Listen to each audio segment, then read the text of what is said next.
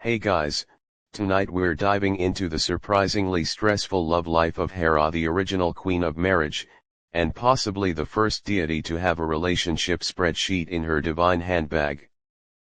Picture this: you're standing on the marble balconies of Olympus, watching Zeus turn into a golden retriever to flirt with a mortal shepherd.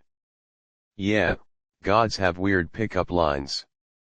But before we get into the messy details, let me warn you, if you were a mortal woman in ancient Greece, your marriage to-do list probably included: 1. Learn to weave. 2. Avoid eye contact with any god who looks like a swan. 3. Hope Hera doesn't mistake you for a mistress. Spoiler alert, most people failed step 3.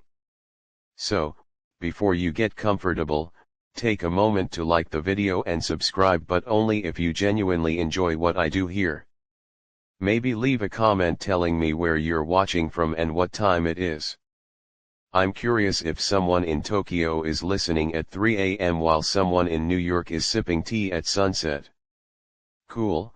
Right now, dim the lights, maybe turn on a fan for that soft background hum, and let us ease into tonight's journey together. You're about to realize that Hera's obsession with marriage wasn't just about love, it was about power.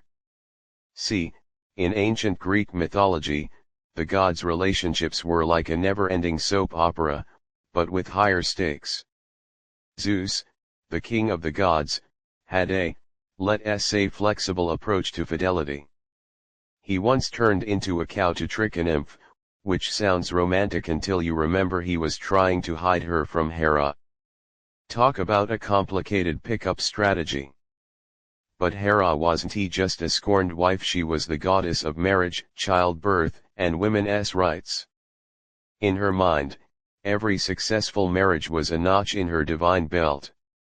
Marriage is the foundation of civilization, she'd probably say, between sips of ambrosia. Without it, who would stop Zeus from turning into a dolphin every time he saw a pretty face? Okay, maybe she wouldn't use dolphin specifically, but you get the idea. Here's a mainstream history tidbit: ancient Greeks took marriage very seriously. It wasn't just about love, it was about forming alliances, producing heirs, and maintaining social order. Hera embodied that ideal, which is why she's often depicted wearing a crown or a veil, symbols of her royal status and marital authority. But here's the twist: scholars still argue about whether Hera's focus on marriage was a sign of her power, or a way for the male-dominated myths to keep her in her place. Like, was she a strong goddess shaping divine policy, or just the universe's most overworked marriage counselor? The jury's still out on that one. Now, let's talk about Zeus' hobby. Historians estimate he had over 100 affairs: mortals, nymphs, other goddesses. It's like he had a cheat sheet for shape-shifting. One time, he turned into a shower of gold to seduce a princess. Another time, he was a bull. Wait, no, actually, that was twice. Dude really liked the bull disguise. But here's a fact: Hera didn't just get mad about these affairs, she sometimes used them to her advantage. For example, when Zeus fell for the nymph Callisto, Hera turned her into a bear. Harsh, right? But get this, she later placed Callisto among the stars as the constellation Ursa Major. Some scholars think this was Hera's way of saying, fine, you can be with Zeus forever but as a bear, so he can't flirt with you. Talk about a passive-aggressive power move. Imagine being Hera, though. Every time you think Zeus is finally settling down, he's off turning into a swan or a cloud, or, honestly, the list goes on. No wonder she developed what we might call a marriage mantra. For her, a good marriage wasn't about butterflies and roses, it was about duty, loyalty, and keeping your godly spouse in check. She probably had a whole speech prepared: listen, Zeus, if you're going to be the king of the gods, you need to set an example. That means no more turning into animals to hit on mortals. Save that for, I don't know, Hermes. He's the trickster god, let him handle it. But here's the thing, even though Hera is often portrayed as the jealous wife, some historians argue that her anger was actually a form of goddess-level activism. She was fighting for the sanctity of marriage in a world where gods did whatever they wanted. In that sense, her marriage mantra was less about controlling Zeus and more about establishing rules for the divine realm. After all, if the king of the gods can't stay faithful, what hope do mere mortals have now? Let's get back to you. You're standing on Olympus, watching Hera pace back and forth, muttering to herself. First, he was a bull, then a swan, now a golden retriever. Does he think I'm an idiot? She says, throwing her veil aside. Wait, hold on, that veil might be more important than we thought. But we'll get to that in a later chapter. For now, just imagine the scene, a goddess frustrated with her husband's antics, but also determined to make marriage matter even in a world full of shape-shifting gods. Here's another odd detail, in some myths, Hera actually arranged her own marriage to Zeus. She didn't just fall in love, she strategized. She saw the king of the gods and thought, that's a good power move. So she tricked him into marrying her. Some stories say she pretended to be a cuckoo bird, and when Zeus took her in, she transformed back into a goddess and made him promise to marry her. Talk about a bold strategy. But again, scholars argue about this. Was Hera a master manipulator, or did the myths just rewrite her story to make her seem less powerful? It's a classic case of he said, she said, but with more gods and less Twitter. As you're standing there, Hera turns to you and says, see, this is why marriage needs rules. Otherwise, it's just chaos. You nod, even though you're a little intimidated by the goddess of marriage staring at you. She adjusts her crown and adds, mark my words, one day, mortals will look to me for guidance, and I'll give them the gift of a proper wedding. Maybe even a veil to keep the drama at bay. That sounds familiar. But like I said, we'll get to the veil part later. For now, let's wrap up this chapter with a thought. Hera's marriage mantra wasn't just about love, it was about creating order in a chaotic divine world. Whether you see her as a fierce protector of marriage or a goddess stuck in a bad relationship, her story shows just how complicated love and power can be even for the gods. So, as you start to feel your eyes getting heavy, think about this: if you were a god, would you have Hera's patience with a cheating spouse, or would you turn them into a frog? Maybe leave your answer in the comments. But for now, rest easy knowing that even the gods had relationship drama, and Hera was there, trying to keep it all together, one marriage at a time. You're standing at the edge of a sun-drenched olive grove in ancient Arcadia, where the first divine wedding in history is about to go down. Imagine a banquet table stretching for miles, piled with ambrosia cupcakes and nectar cocktails served in seashell goblets. But here's the twist: this isn't a love match. It's a power play, and you're about to witness how Hera turned a maybe from Zeus into a hell yes using nothing but a branch of olives and a killer poker face. Let's set the scene. Zeus has been eyeing Hera for ages, but he's the god of commitment issues. Think of him as the original "it's not you, it's me" deity. He's already had flings with half the nymphs in Greece, and Hera knows it. So when she decides to make her move, she doesn't go for flowers or love poems. No, she goes for strategy. Mainstream history fact: in ancient Greece, olive branches were symbols of peace and fertility, but Hera took that symbolism and weaponized it. She showed up at Zeus' favorite cloud palace carrying a branch dripping with golden olives, claiming they were a gift from the fates themselves. These olives represent the prosperity of our union, she said, batting her divine eyelashes. But only if you're brave enough to accept them. Here sthe, scholars found ancient scrolls suggesting that olive branches were also used in pre-wedding rituals to bless the couple, but Hera took it a step further. She didn't just offer olives, she made Zeus believe that rejecting the gift would curse Olympus with a decade of drought. Talk about a guilt trip. Zeus, who was busy turning into a peacock to impress a nearby nymph, probably thought, fine, take the olives, just let me get back to peacocking.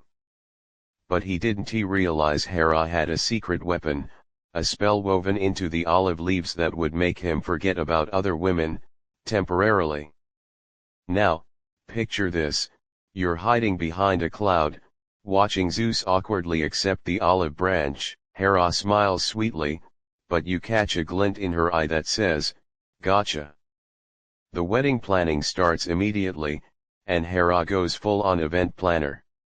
She insists on a ceremony in the olive grove, to honor the gift, but really, it's to keep Zeus surrounded by the scent of olives, the scent of his commitment spell. Smart move, right? But here's where it gets juicy. On the morning of the wedding, you sneak into Zeus' chambers to grab a nectar refill, and you spot a scroll tucked under his throne. Curiosity gets the best of you, so you unroll it. Oh my gods! It's a list titled Top 10 Mortals to Flirt With After the Wedding. Number 1, that cute shepherdess with the lamb. Number 3, the nymph who makes the best honey. And get this, number 7 is Hera, but only if she's in a good mood. Wait, is that a joke? You're not sure, but you can't help but snicker. This is the guy Hera's about to marry. Yikes. Mainstream history check. Ancient Greek weddings often involved the groom giving gifts to the bride's family, but in this case, Hera flipped the script. She gave Zeus a gift that bound him to the marriage, while he had a to-do list of flings. Classic Zeus. But here's some scholars argue that this story was invented later to make Hera look like a master manipulator, while others say it shows her intelligence in a patriarchal divine world. Was she using magic to secure her power, or was she just doing what she had to in a world ruled by a cheating god? The debate rages on. As the wedding ceremony begins, you stand among the other gods, watching Hera walk down the aisle, which is actually a path of rose petals and gold dust. She's wearing a simple white gown, but her hair is adorned with olive leaves just to remind Zeus of the gift. Zeus, meanwhile, looks a little dazed, probably because of the olive spell, but he manages to mumble his vows. I, Zeus, take thee, Hera, to be my lawfully wedded wife, until death, or a really cute nymph do us part. Wait, did he really say that? Hera shoots him a look, and he quickly adds, just kidding, honey. Phew. But here's an odd detail you notice. During the ceremony, Hera keeps touching the olive leaves in her hair, almost like she's checking if the spell is still working. And every time Zeus looks at a passing nymph, she pinches one of the leaves, and Zeus shakes his head, as if waking up from a daydream. Is that part of the spell? Maybe. It's like Hera has a remote control for Zeus' wandering eye, and the olive leaves are the buttons. After the ceremony, as you're enjoying a piece of ambrosia cake, you overhear Hera talking to her handmaiden. Did you see the look on his face when he saw the olives? She says, laughing. He thought I was just being sentimental. Little does he know, those leaves are laced with a forget-me-not potion for his crushes, not for me. Wow, so the spell wasn't to make him love her, but to make him forget other people. That's a new level of strategic. But here's the thing, even with the spell, Zeus couldn't stay faithful for long. The olive magic wore off after a few months, and he was back to his old tricks. But Hera didn't give up. She used the marriage as a platform to gain power, becoming the queen of the gods and establishing herself as the goddess of marriage. So maybe the wedding trick wasn't about love, it was about setting up a power dynamic. Scholars argue about this too. Some say Hera's strategy was brilliant, she turned a potentially messy situation into a power move. Others say it's sad that she had to use magic to secure her place. But here's the thing, in a world where gods did whatever they wanted, Hera found a way to play the game on her own terms. As the wedding feast continues, you see Hera and Zeus sitting together on their thrones. Zeus is trying to flirt with the server, but Hera just taps her olive crown, and he stops mid-flirt. She gives him a tight smile, and he sighs, going back to his nectar. You can't help but think, this is the start of a long, complicated marriage. But even with all the drama, there's something admirable about Hera's move. She didn't wait for Zeus to commit, she made him commit, using the tools at her disposal. And while the marriage wasn't perfect, far from it, it established her as a force to be reckoned with on Olympus. So, as you start to feel sleepy, think about this: if you had to trick a god into marriage, what would your olive branch be? Maybe a box of chocolates laced with a stop flirting spell, or a video game that only works when they're at home? Leave your ideas in the comments. For now, rest easy knowing that even the gods had to deal with awkward weddings and commitment issues. And Hera, the queen of marriage, showed us that sometimes, a little strategy and a lot of olive branches can go a long way. You're standing in the courtyard of a sun-baked Athenian villa, where the air smells like lavender oil and overcooked lamb. It's in 700 BCE, an ancient Greek wedding is unfolding, and your eyes are fixed on the fluttering white fabric atop the bride's head. Far from a romantic adornment, this is the ancient version of a multifunctional survival tool. If Hera were to witness this scene, she'd likely plant her hands on her hips and declare, "See, mortals finally get the thoughtfulness behind my veil design. This thing is more reliable than Zeus promises." Let's start with the basics. Mainstream history fact: ancient Greek brides wore a veil called a himation, usually made of thin linen or wool. It was supposed to symbolize purity and protect the bride from evil spirits, but here's the real tea: most of the time, it was just a convenient way to hide things. Like, say, the bride stayed up all night drinking wine with her girlfriends, totally normal in ancient Greece, and now she has a killer hangover. The veil perfect for blocking out the sun and hiding her greenish complexion. Is that seaweed in her hair? You whisper to the guy next to you. He shrugs. Could be. Or last night's wreath. Hard to tell under the veil. Now, here's a that'll make you chuckle. Scholars found ancient pottery paintings showing brides lifting their veils to puke into bushes. Yep, the veil wasn't just a fashion statement, it was a portable vomit shield. And get this, some brides even sewed little pouches into the hem to hold mint leaves for bad breath. Talk about practical. Hera, who was known for her love of order, would probably approve.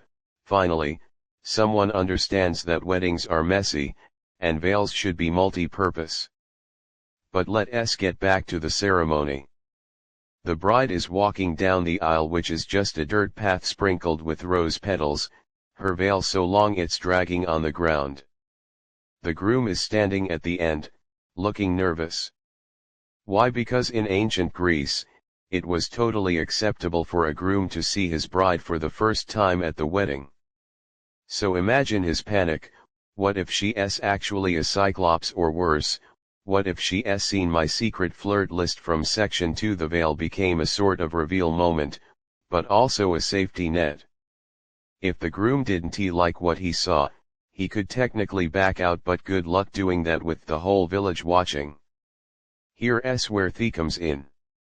Some historians say the veil was a symbol of the bride's submission to her husband, a way to cover her identity before she became part of his family.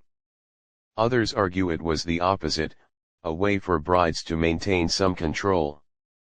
Think about it, behind that veil, she could roll her eyes at the groom's bad breath or make faces at her annoying aunt.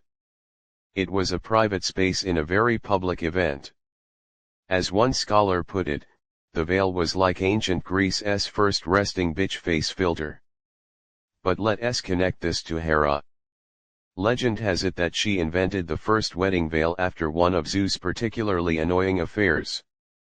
Picture this: Hera is sitting on Olympus, fuming because Zeus just turned into a golden retriever to flirt with a mortal. "That's it," she says, storming off to her weaving room. "If he can't keep his godly eyes to himself, I'll make sure no one can see mortal brides until it's too late." So she weaves a thin linen veil, imbues it with a little magic just enough to make it slightly sparkly, and sends it down to earth. But here's the twist: Hera's original veil wasn't just for hiding brides.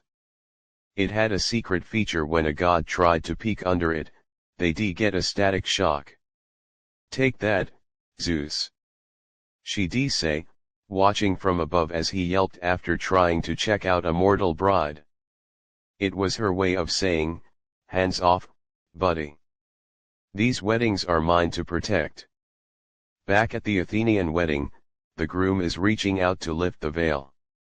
The bride tenses up, and you can see her hand clutching a small pouch of herbs, probably more mint for his breath. The crowd holds its breath. Then, with a dramatic flourish, the groom pulls back the veil. Surprise! She's not a cyclops.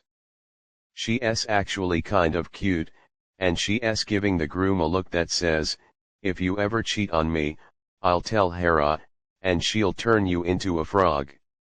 The groom swallows hard, probably remembering the stories about Hera's revenge.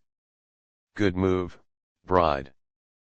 But here's another odd detail: after the ceremony, you notice the bride's mother stuffing the veil into a chest. "Why are you putting it away?" you ask. "Oh, this is the divorce veil," she says, winking. "If my daughter ever needs to leave her husband, she'll wear this veil to the town square and shake it 3 times. It's a signal that she's done."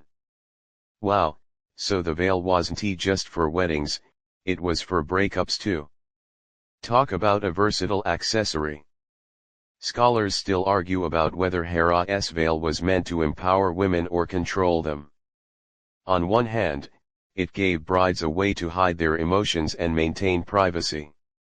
On the other, it reinforced the idea that a woman's beauty was something to be revealed by her husband. But maybe the truth is somewhere in between. Maybe Hera, like most goddesses, was just trying to make a chaotic world a little more manageable, one veil at a time. As the wedding feast starts, you see the bride slip off her veil and use it to swat a bothersome fly. Then she drapes it over her shoulders like a shawl, because the evening breeze is chilly. Hera would be proud. The veil isn't just a symbol, it's a tool, a blanket, a puke shield, and a divorce signal. That's a lot of pressure for a piece of cloth, but somehow, it works. So, as you start to feel sleepy, think about this: if you could invent a modern-day wedding veil with hidden features, what would it do? Maybe it could play your favorite song when you walk down the aisle, or automatically block out annoying relatives. Leave your ideas in the comments. For now, rest easy knowing that even thousands of years ago, people were using fashion to survive weddings. And Hera, the goddess of marriage, was there, rolling her eyes at Zeus' latest fling and muttering, "At least the mortals are using my veil right, mostly." You're leaning against a marble column on Olympus, flipping through a tattered scroll labeled Zeus' Greatest Hits of Infidelity. The pages are yellowed with age and stained with what looks like nectar, probably from when Zeus spilled his drink while reading his own pickup lines. "Let us see," you mumble, scanning the list.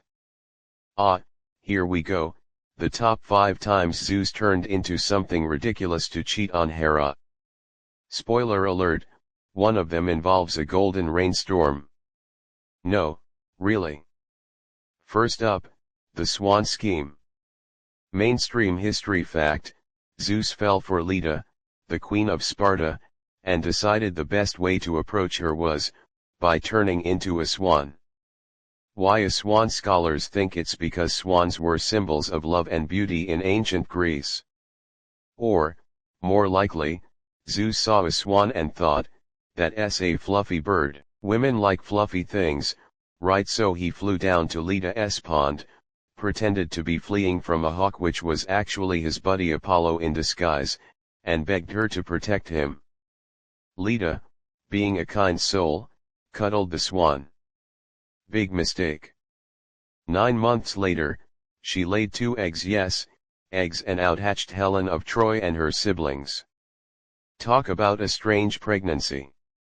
Here ancient poets claimed that Leda actually had 2 husbands at the time: Tyndareus, her mortal king, and Zeus, the swan god. So when Helen was born, no one was sure who the dad was. Classic Zeus, leaving paternity questions in his wake. Hera's reaction: she didn't turn Leda into a frog or anything, probably because Leda was a queen, and Hera respected royal blood. Instead, she just gave Zeus the silent treatment for, like, a century. Which, for gods, is a big deal. Next on the list, the bull baiting incident. Zeus set his sights on Europa, a Phoenician princess, and decided to up his shape-shifting game. He turned into a beautiful white bull, shiny horns, gentle eyes, the whole package. Europa was out picking flowers with her friends when she saw the bull and thought, "Ah, what a cute cow. Let me ride it." Bad idea, Europa. The bull Zeus immediately bolted into the sea, swam to Crete, and revealed his godly self. Europa, understandably freaked out, ended up becoming the queen of Crete and having his kids. Hera's response: she sent a giant crab to pinch Zeus' toes while he was, busy with Europa. The crab didn't do much damage, but it was a symbolic move. I see you, Zeus. I see your bull disguise. Also, fun fact, the constellation Cancer is said to be that very crab, forever pinching Zeus in the sky. Take that, cheater. Third on the list, the golden rain fiasco. Zeus saw Danae, a princess locked in a bronze tower by her dad who was trying to avoid a prophecy, and thought, how do I get in there? Oh, I know, turn into gold and pour through the roof. So he did. Danae was taking a nap when suddenly, gold rained into her chamber. She woke up, saw the gold, and thought, score. Free jewelry. But then the gold turned into Zeus, and, well, you can guess the rest. Her son, Perseus, went on to kill Medusa, so at least there was a happy ending for someone. Hera's revenge here was petty but effective. She sent a giant serpent to kill Danae and Perseus while they were adrift in a wooden box. Wait, no, actually, that was Danae's dad. Hera was too busy dealing with another affair to care about this one.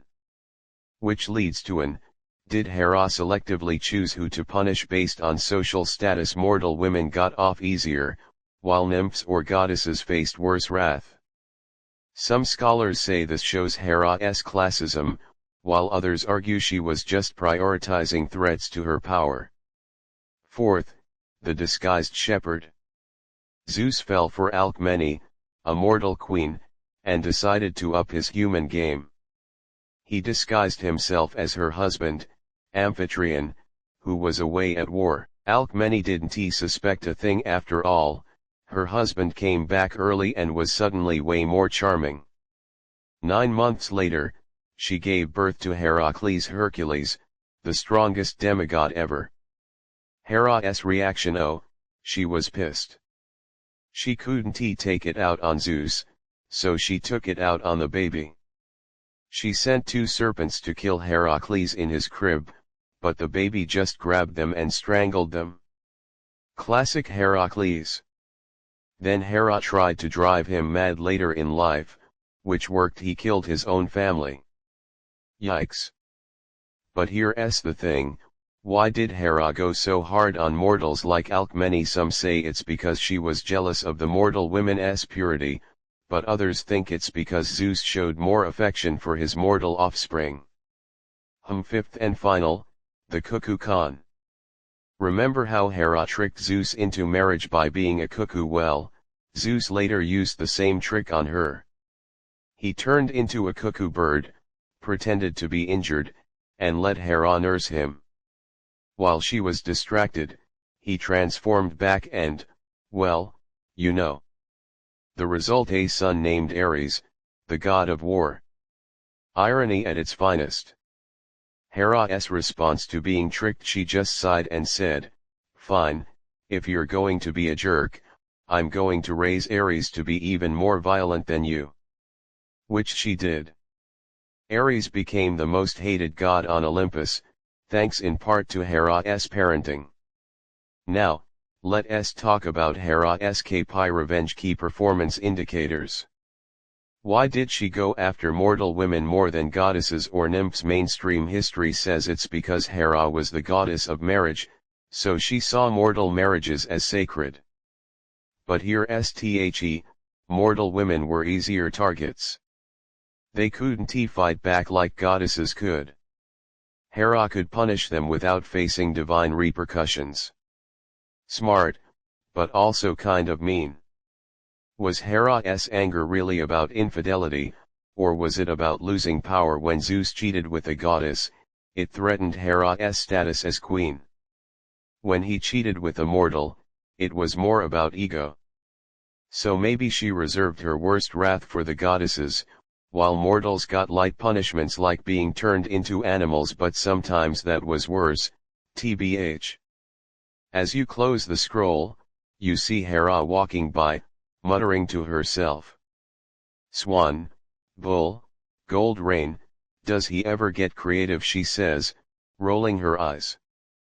Next time, I'm going to turn him into a slug and see how he flirts then. You can't help but chuckle. For all her power, Hera was stuck in a never-ending game of cat and mouse with her cheating husband. But here's the takeaway: Zeus cheating timeline isn't just a list of scandals, it's a window into the complicated relationship between power, love, and revenge in ancient mythology. Hera, for all her flaws, was trying to maintain order in a chaotic divine world, even if her methods were questionable.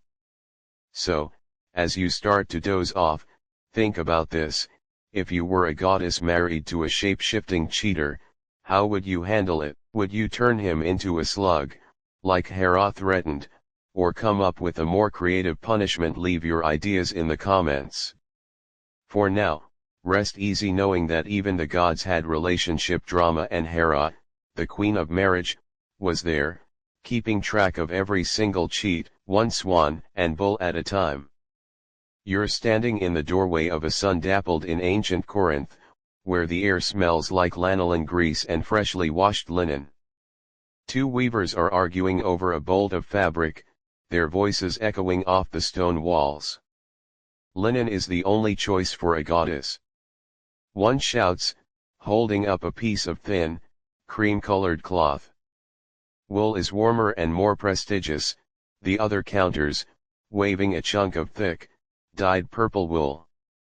You realize they're not just arguing about fabric, they're reenacting the great linen versus wool debate that divided ancient Greece, and maybe even the gods themselves. Let's start with the basics. Mainstream history fact: ancient Greeks had strong opinions about textile materials. In the north, where Sparta reigned, linen was king. It was lightweight, easy to produce, and perfect for their minimalist, no-fuss lifestyle. Spartans believed in simplicity, so their wedding veils were often plain linen rectangles, functional, not flashy. In the south, Athens went the opposite way. They had access to better wool from their sheep herds, so they embraced woolen veils, often weaving in intricate patterns and dyeing them rich colors like purple, which was super expensive, by the way. Here essay that LL make you nod. Linen came from flax, which grew well in the damp northern climates. Wool, on the other hand, was more common in the south, where sheep thrived on the dry hills. But it wasn't just about practicality. Spartans saw linen as a symbol of discipline. After all, flax is a finicky plant that needs a lot of water and care. Weaving linen became a test of patience and skill. Athenians, meanwhile, saw wool as a status symbol.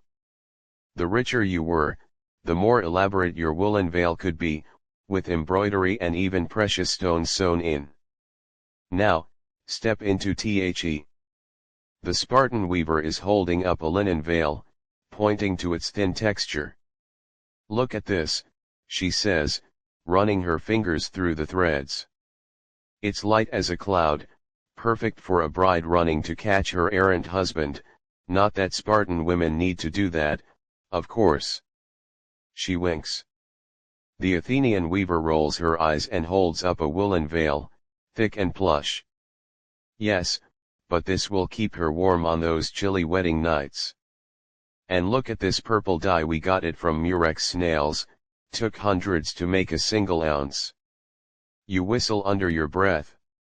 That's dedication. But here's where it gets juicy. Scholars have been arguing for centuries about what material Hera's first wedding veil was made of. Some say linen, pointing to her association with the north and her practical side. After all, she had to deal with Zeus, so practicality was key. Others swear it was wool, citing her royal status and the need for a prestigious material. The debate is so heated, it's like the ancient Greek version of teammate versus pineapple on pizza. Mainstream history tells us that Hera was often depicted wearing a diadem, a jeweled headband, but there are also myths where she wears a veil. In one story, she uses a linen veil to filter out Zeus' annoying godly aura when he's being particularly irritating. In another, she gifts a woolen veil to a mortal bride, saying, "This will keep you warm better than any god's promise." See the contradiction here's in full swing. Team Linen argues that linen was more sacred in ancient Greece. It was used in religious rituals and was associated with purity. Since Hera was the goddess of marriage and childbirth, linen makes sense as a symbol of new beginnings. Also, linen dries quickly, which would be useful if Hera ever needed to wash Zeus' cheating cooties off her veil. Team Wool counters that wool was a symbol of wealth and power. As the queen of the gods, Hera would have wanted a veil that showed her status. Wool can also be dyed more vibrantly, which fits her love of grandeur. Plus, wool is more durable, important for a veil that needs to withstand centuries of godly drama. But wait, there's a third camp, team mixed fabric. Some scholars think Hera's veil was a blend of linen and wool, combining practicality and prestige. She was a goddess, after all, she could have the best of both worlds, one historian wrote. Another joked, maybe she had a linen veil for weekdays and a woolen one for special occasions, like Zeus' "I promise I'll be faithful" days, which were rare. Back in the, the weavers are now pulling out ancient scrolls to prove their points. The Spartan holds up a fragment of Homer's Iliad, where Hera is described as wearing a veil as white as the driven snow.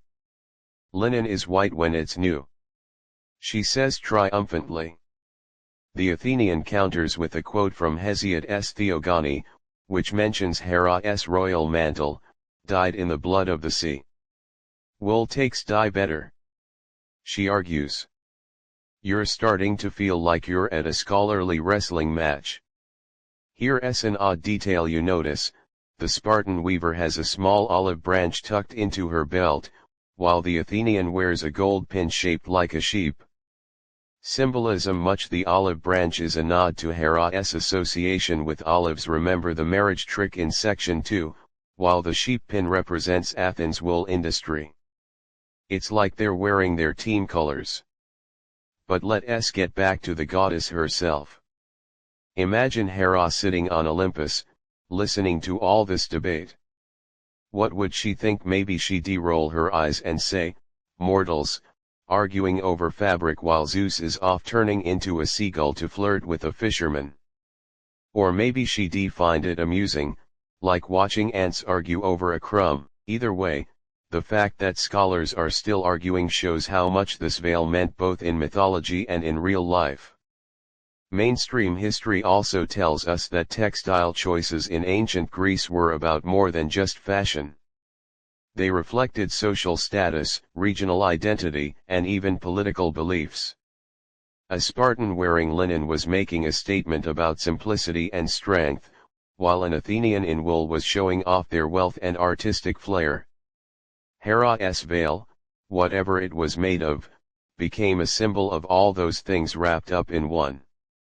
Here in some ancient Greek cities, the type of veil a woman wore could actually affect her legal rights. A woman in a linen veil might be seen as more modest and therefore have more protection under the law, while a woman in a flashy woolen veil might be judged as immoral. Talk about fabric having power. Hera, as the goddess of women's rights, would probably have mixed feelings about that. Proud that her veil was a symbol, but maybe annoyed that it was being used to judge others. As the weavers continue their argument, you slip outside into the warm Greek sun. The debate may never be settled, but that's part of the fun. Whether Hera's veil was linen, wool, or a mix, it's clear that this piece of fabric became so much more than just a fashion accessory. It was a symbol of power, practicality, and the never-ending tension between North and South in ancient Greece. So, as you start to feel sleepy, think about this: if you had to choose between a linen veil and a woolen one, which would you pick? Maybe a linen veil for its lightness, or a woolen one for its warmth. Or maybe you'd invent a new fabric, like cloud cotton or star silk. Leave your ideas in the comments. For now, rest easy knowing that even thousands of years later, people are still arguing over fabric, and Hera, up on Olympus, is probably sipping ambrosia and chuckling at the whole thing. You're crouching behind a sun-bleached marble pillar in the temple of Hera at Argos, trying not to sneeze from the cloud of lavender incense. In front of you, a line of nervous brides is shuffling toward the priestess, each clutching a terracotta jug filled with something that smells suspiciously like pickled olives. Wait, no. When the first bride tilts her jug, a dark liquid splashes onto the temple floor with a hissing sound. "That's vinegar," the priestess says, wiping her sandals. "Now, repeat after me. Let's start with the basics. Mainstream history fact: ancient Greek weddings weren't just parties, they were full-blown religious rituals, often held in temples dedicated to Hera. The priestesses would lead the brides through a series of ceremonies meant to bless the marriage and ward off evil. The most famous and smelliest was the vinegar purification ritual. Brides would pour vinegar on the temple steps, believing it would dissolve any negative energy, kind of like ancient Greece's version of spraying Febreze before guests arrive. Here essay that'll make you wrinkle your nose. Vinegar was chosen for its acidic properties, which the Greeks associated with burning away bad luck. But some scholars think it had a secondary purpose, masking the smell of nervous sweat.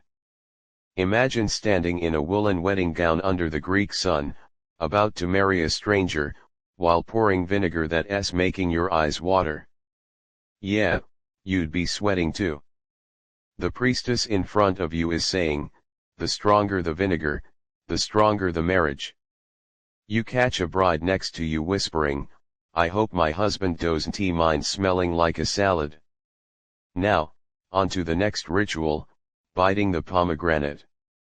The priestess hands each bride a plump, ruby-red pomegranate and says, "Take a bite, then spit out the seeds." Each seed represents a child you'll bear.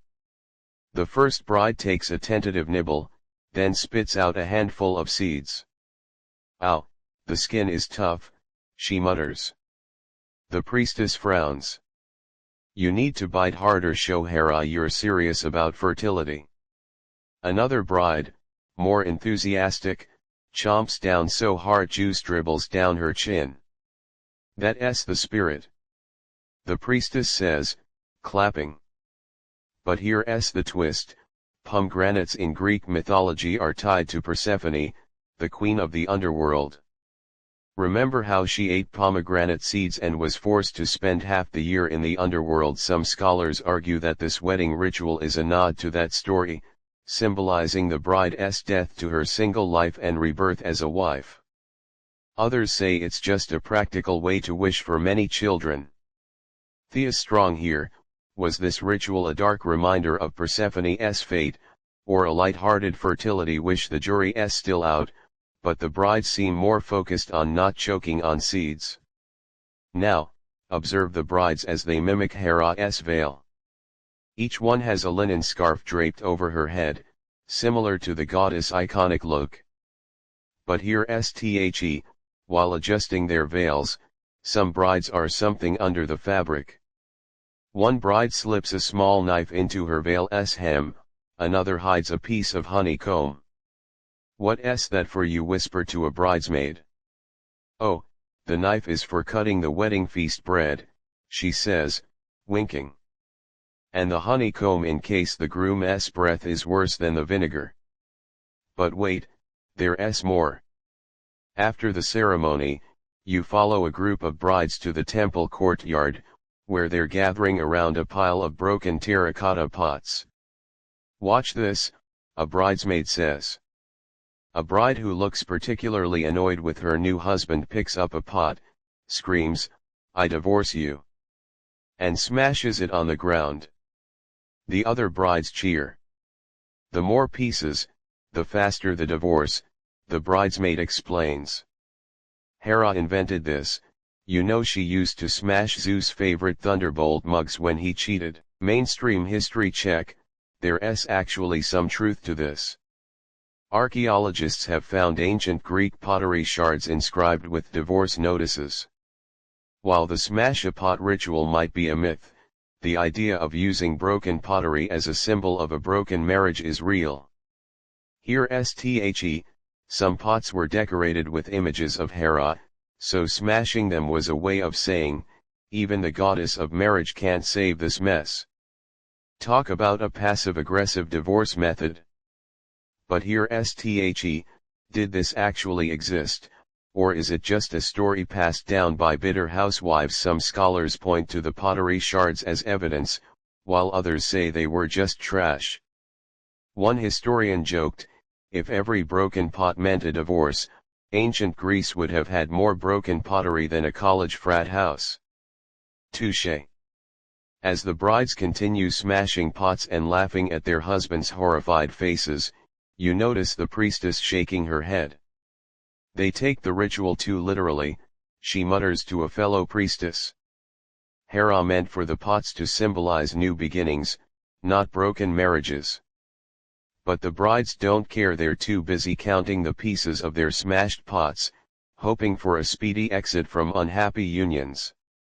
Here's a final odd detail: some brides are painting their pots before smashing them. One has a picture of a man with a swan's head, a not so subtle dig at Zeus, another has a drawing of a broken heart. It's like ancient Greece's first passive-aggressive art therapy. Hera, if she were watching, would probably sigh and say, "Fine, smash the pots, but at least make them pretty first." So, as you start to feel sleepy, think about this: if you had to design a modern-day divorce ritual, what would it be? Maybe smashing a piñata shaped like your ex, or burning a pile of their old socks? Leave your ideas in the comments. For now, rest easy knowing that even in ancient Greece, people found creative ways to deal with bad marriages, and Hera, the goddess of marriage, was there, probably face-palming at the whole thing. You're standing in a sunless chamber deep within Olympus, where the air smells like fresh clay and something metallic, probably the hinges of the infamous Pandora's box. In front of you, Hera is smoothing the final folds of a linen veil over a clay figure's face, muttering to herself, this should keep her curiosity in check. Mortals are so much easier to control when they can't see what's tempting them. Wait, is that Pandora, the first human woman, still wet from the kill, with a veil that looks suspiciously like the ones Greek brides wear today? Let's start with the mainstream history fact. In Greek mythology, Pandora was created by the gods as a punishment for mankind. Zeus, still salty about Prometheus stealing fire, ordered Hephaestus to mold a woman from earth and water. The gods each gave her a gift. Aphrodite gave beauty, Hermes gave persuasion, Athena gave skill in weaving. But Hera's gift was a veil. Yep, the goddess of marriage decided the first human woman needed a face covering. Why? Scholars say it was to hide her true nature as a bringer of misfortune, but we're about to uncover a darker, funnier truth. Here's that LL make you raise an eyebrow. Ancient scrolls hint that Hera's veil for Pandora wasn't just a fashion statement, it was a curiosity dampener. The linen was woven with threads of asphodel, a flower associated with the underworld, which was thought to dull human senses. Hera figured, if she can't see the world clearly, she won't be tempted to mess with it. Genius, right? Except, it didn't work. Watch closely as Hera places the veil on Pandora's head. The clay figure stirs, blinking behind the linen. What's that over there? She mumbles, pointing at a chest, the famous box in the corner. Hera stiffens. Nothing. Just a storage container for godly paperwork. Definitely not something you should open. But Pandora's fingers are already twitching under the veil. You can see her nose wrinkling as she tries to sniff out the mystery. Now, let's dive into the. Most people think Pandora's box contained all the evils of the world, but some scholars argue it was actually a blessing box gone wrong. Here's their theory. Hera intended the veil to block Pandora's view of the box, but she forgot one thing: curiosity doesn't need eyes. Pandora could hear the box rattling, feel the energy pulsing from it, and her imagination did the rest. As one historian put it, the veil was the first spoiler alert in human history, but it backfired because humans love spoilers. But wait, there's more. As Pandora creeps toward the box, you notice something odd about her veil. The linen isn't solid, it's woven with tiny holes, almost like a net. Hera, why are there holes in the veil, you ask? She coughs awkwardly. Oh, those are for ventilation. Can't have her overheating in there. But you suspect the truth is darker. Hera wanted Pandora to have a limited view, enough to function but not enough to see the box clearly. It's like giving someone a blurry Instagram filter for real life. Mainstream history tells us that when Pandora opened the box, all the evils flew out: disease, war, jealousy. But here's the twist you're about to witness. As the evils are swarming out, a tiny, glowing speck slips through the holes in Pandora's veil. What's that? She says, reaching out. The speck lands on her finger. It's hope. Hera gasps. I forgot about the holes. Hope was supposed to stay locked in. Ah, here's the holes in the veil weren't just a design flaw, they were a symbol of Hera's inner conflict. She wanted to punish mankind, but a part of her couldn't bear to take away all hope. So she accidentally left holes in the veil, allowing hope to escape when the evils were released. It's like she was saying, fine, have your misfortunes, but here's a little light to get you through. Scholars are still arguing about this. Team Strict Hera says the holes were a mistake, a flaw in her plan. Team Soft Hera argues they were intentional, a sign that even the goddess of marriage had a soft spot. One ancient poet wrote, Hera's veil was both a prison and a key, trapping curiosity but freeing hope. That's deep. As hope flutters away, Pandora starts to cry behind her veil. I messed up, she says, sniffling. Hera sighs and removes the veil, revealing Pandora's tear-streaked face. Yes, you did, she says, but don't worry. That little speck of hope will keep humans going even when they open boxes they shouldn't. You watch as hope disappears into the distance, wondering if this is why weddings still use veils today to trap curiosity but let hope shine through. Here's a final odd detail, in some myths, Pandora's veil didn't just block sight, it also muffled sound. When she wore it, she couldn't hear the box rattling, but she could still feel its vibrations. It's like Hera tried to create a sensory deprivation tank for Pandora, but humans are too good at finding loopholes. Even with a veil, Pandora's curiosity found a way. So, as you start to feel sleepy, think about this: if you had a Pandora's veil that blocked one sense, which would you choose, blocking sight to avoid spoilers, or blocking sound to ignore annoying neighbors? Leave your ideas in the comments. For now, rest easy knowing that even the gods made design mistakes, and Hera's veil, flawed as it was, became a symbol of hope in a world full of misfortunes.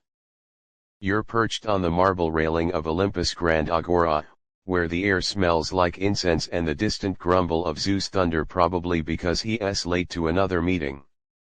Below, a circle of goddesses is forming for what promises to be the most dramatic ladies' night in history, the first ever Olympian debate on to veil or not to veil. Hera is pacing in the center, adjusting her linen headpiece, while Athena stands off to the side, arms crossed, wearing, is that a toga made of star maps? Yep, classic Athena. Let's set the scene. Mainstream history fact: Athena, the goddess of wisdom and warfare, was also a virgin goddess, sworn to never marry. In ancient Greece, this made her a radical figure. Most goddesses were defined by their relationships: Hera as wife, Demeter as mother, but Athena marched to the beat of her own war drum. So when Hera announces, "Today we discuss the importance of the wedding veil as a symbol of feminine virtue," all eyes turn to Athena, who is busy sharpening her spear with a stone. Here's a that'll make you cheer: in some ancient myths, Athena actually invented the aegis, her protective goatskin shield, as a fashion alternative to the veil. Why cover my face when I can wear a shield with a Medusa head, she'd say. Scholars have found pottery shards depicting her wearing the aegis at wedding optional festivals, where single women could worship without pressure to marry. It's like she created a no-veil zone in her cult. Now, watch closely as Hera gestures to a group of mortal brides in the crowd. Yes, mortals can attend these debates if they bring ambrosia cupcakes. See these women, Hera says, smoothing their veils. The veil protects them, guides them, shows their commitment to marriage. Athena snorts loudly, causing a nearby nymph to spill her nectar. Protects them from what, she says, stepping forward. From seeing their husband's bad breath, from realizing they could be studying philosophy instead of spinning wool. The crowd gasps. Hera's face turns as red as her wedding gown. Athena, you of all goddesses should respect tradition. She snaps. Athena raises an eyebrow. Tradition? The same tradition where Zeus gets to cheat while women must wear veils like prisoners? No thanks. I'll take my aegis and my freedom, thanks. Boom. Mic drop moment. Mainstream history check. Ancient Greek society expected women to marry and bear children. Single women were often seen as abnormal or cursed. But Athena's cult offered an alternative. Her priestesses were often unmarried women who dedicated their lives to study and service. This was revolutionary, like a ancient Greek girls can do anything movement. Here's thine full swing. Team traditionalists argue that Athena's virginity was a way for the male-dominated myths to control her power. By keeping her unmarried, they say, the myths prevented her from having children who might challenge Zeus. Team feminists counter that Athena's choice to remain unmarried was a symbol of female autonomy. She didn't need a husband or a veil to be powerful, she had wisdom and warfare. As one scholar wrote, Athena's aegis was the original girl boss accessory. But wait, there's more. As the debate heats up, Aphrodite, goddess of love, chimes in, but Athena, don't you ever want someone to bring you flowers and write you love poems? Athena rolls her eyes. I'd rather have someone bring me a scroll of geometry theorems. Love poems are nice, but they don't build cities or win wars. Hera mutters, says the goddess who never had to deal with a cheating husband. Here's an odd detail you notice: Athena's spear is engraved with tiny images of owls, her sacred animal. In ancient Greece, owls were symbols of wisdom, but also spinsters. Yep, single women were sometimes called owls because they stayed up late reading instead of flirting. Athena seems to embrace this, pointing to her spear and saying, see these owls, they're my winged sisters, wise, independent, and not interested in your veils. But let's get back to the mortals in the crowd. A group of young women wearing Athena's favorite blue, the color of the sky and wisdom, are cheering loudly. We don't need veils, they shout. We can be scholars and warriors too. Hera glares at them, but Athena gives them a rare smile. That's the spirit, she says, tossing them a few scrolls of her favorite battle strategies. Mainstream history also tells us that Athena's cult had a huge influence on mortal women. In cities like Athens, there were festivals where women could participate in athletic competitions and academic discussions, all without veils. It was a brief escape from the pressures of marriage, thanks to the goddess who said no to the veil. Here's the final: in some myths, Athena actually stole the idea for the aegis from Hera's veil. She saw how powerful the veil was as a symbol, one scholar theorizes, so she turned it into a weapon. Instead of hiding, she protected herself while showing her strength. That's a clever rebrand: veil to shield, weakness to power. As the debate winds down, Athena raises her spear in the air. Remember this, goddesses and mortals alike, a woman's worth isn't measured by the fabric on her head, but by the fire in her heart and the wisdom in her mind. Wear a veil if you want, but don't let it define you. The crowd erupts in applause, even Hera looks slightly impressed, though she'd never admit it. So, as you start to feel sleepy, think about this: if you could choose a goddess to be your wing woman, would it be Hera, the marriage mentor, or Athena, the independent icon? Maybe leave your answer in the comments. For now, rest easy knowing that even in ancient times, there were goddesses who challenged the status quo, and their debates still echo in our minds today. You're standing on the gilded balconies of Olympus, balancing a goblet of nectar in one hand and a plate of ambrosia macaroons in the other. The air is thick with the scent of myrrh, incense, and tension. Why? Because you're about to witness the most petty fashion dispute in history, the one that started the Trojan War. Hera is adjusting her latest veil creation, a shimmering thing woven with threads of actual sunlight, while Aphrodite preens in a gown made of rose petals. Athena, ever the minimalist, is wearing her usual armor, but even she looks annoyed. Here it comes, the god next to you whispers, nodding at the doorway. Mainstream history fact: the Trojan War is usually blamed on Paris kidnapping Helen, but here's the real tea spilled from a very expensive godly teapot. It all started with a golden apple tossed by Eris, the goddess of discord, at a wedding she wasn't invited to. The apple was inscribed for the fairest, and Hera, Athena, and Aphrodite all claimed it. Zeus, being the ultimate drama avoider, sent them to Paris, a mortal prince, to judge. Classic Zeus passing the buck to a human. But here's that LL make you snort, Paris didn't just judge their looks, he judged their accessories. Hera, confident in her fashion sense, presented her sun-thread veil, which had a built-in lie detector feature. It would glow red if someone was cheating, ironic, coming from her. Athena showed off her aegis, the snake-trimmed shield with Medusa's head. Aphrodite, knowing Paris was a sucker for romance, wore a veil embroidered with images of love stories. Now, picture this, you're standing behind Paris, watching him squint at the goddesses. Hera steps forward first, her veil shimmering in the divine light. "Behold," she says, "a veil fit for a queen. It's fireproof, stain-resistant, and can detect when your husband is lying." Paris nods politely, but you can see him frowning. "It's practical," he says, "but where's the drama, the flair? It looks like something my grandma would wear to a funeral." Hera's face freezes. The air around her veil starts to spark.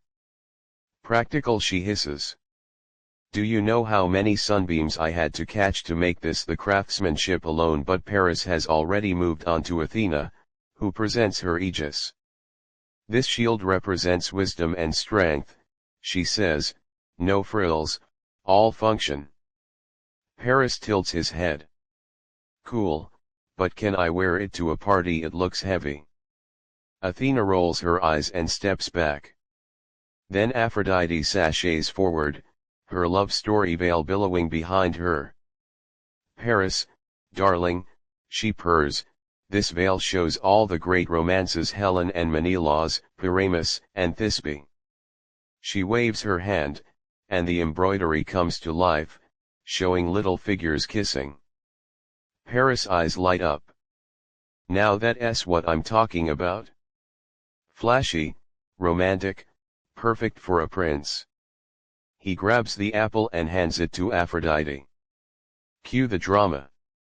Hera's veil bursts into actual flames. "Thankfully, it's fireproof." "Practical is ugly," she shouts, storming off.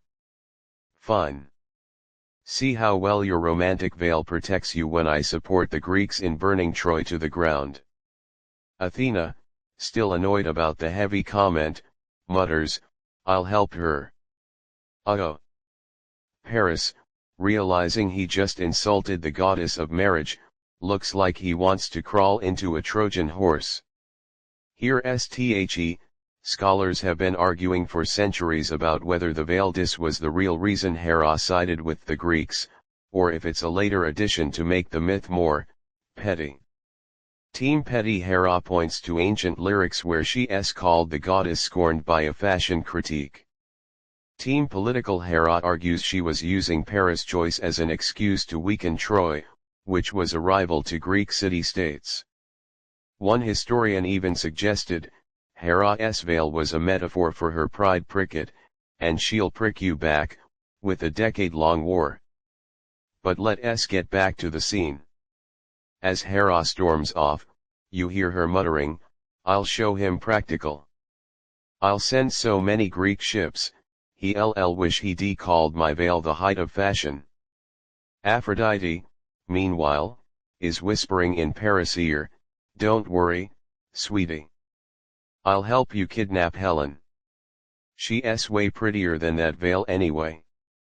Spoiler alert, that's how the Trojan War actually started, over a fashion diss and a goddess scorned.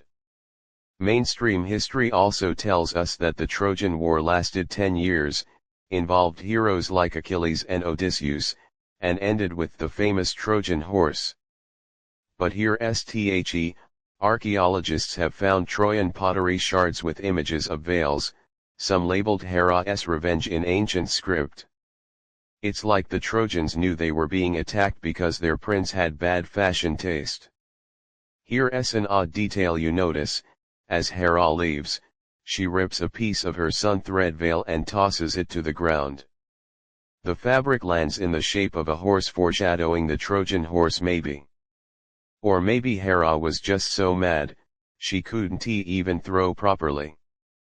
Either way, it's a nice touch. Scholars still debate whether Hera's anger was justified. Paris was a mortal, he shouldn't have insulted a goddess, says one. But Hera overreacted, counters another. A decade-long war for a fashion comment that's like canceling someone for wearing socks with sandals. Touché. As the gods disperse, you see Athena approaching Hera with a scroll of battle plans. "I've drawn up strategies to take down Troy," she says. Hera nods, still fuming. "Good. Make sure they include a special unit to burn all of Paris' fancy veils." You can't help but laugh. Who knew a fashion critique could start a war? So, as you start to feel sleepy, think about this: if you were a god, would you start a war over a fashion insult, or just block the offender on Mount Olympus version of Instagram? Leave your ideas in the comments. For now, rest easy knowing that even the gods had bad fashion days, and sometimes, those days led to epic wars. Sweet dreams, and try not to insult any goddesses' veils in your sleep. You're standing on the slippery banks of the Styx, the river that separates the world of the living from the underworld.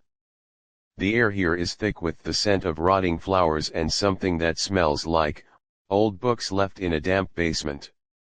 In front of you, a procession of shadowy figures is winding its way toward a pitch-black castle, led by a bride wearing a veil that's not made of linen or wool but of waving reeds plucked straight from the river's edge. That's Persephone, the ghost next to you whispers, and her veil is woven from the reeds of Lethe, the river of forgetfulness. Good luck remembering this wedding tomorrow. Let's start with the mainstream history fact. In Greek mythology, Persephone was the daughter of Demeter, the goddess of agriculture, and Zeus, the king of the gods. She was kidnapped by Hades, the god of the underworld, to be his wife. The story goes that Demeter was so distraught, she caused crops to die until Persephone was allowed to return to the living world for part of the year. But here's the twist you're about to witness: the underworld wedding wasn't exactly a romantic affair, it was more like a corporate merger, and Persephone's veil was the legal document. Here's that'll make you shiver even in the underworld's eternal chill. The reeds of Lethe were thought to have magical properties. When woven into a veil, they could make the wearer invisible to the dead, which was useful, because the underworld is full of ghosts who might try to hit on the bride. But here's the catch: the veil also made the wearer partially invisible to the living, which came in handy when Persephone wanted to sneak back to visit her mom. "It's like a supernatural NDA," the ghost says, grinning. Wear the veil, and you can't tell anyone what you saw in the underworld. Now, follow the procession into Hades' castle. The walls are made of obsidian, and the torches burn with blue flames that give off no heat. Persephone, her veil of Lethe reeds fluttering in the ghostly breeze, stands at the altar next to Hades, who's wearing a crown of skulls and looking impatient. "Can we hurry this up?" he mutters. "I have souls to judge, and this veil is blocking my inner compass to the different realms of the underworld."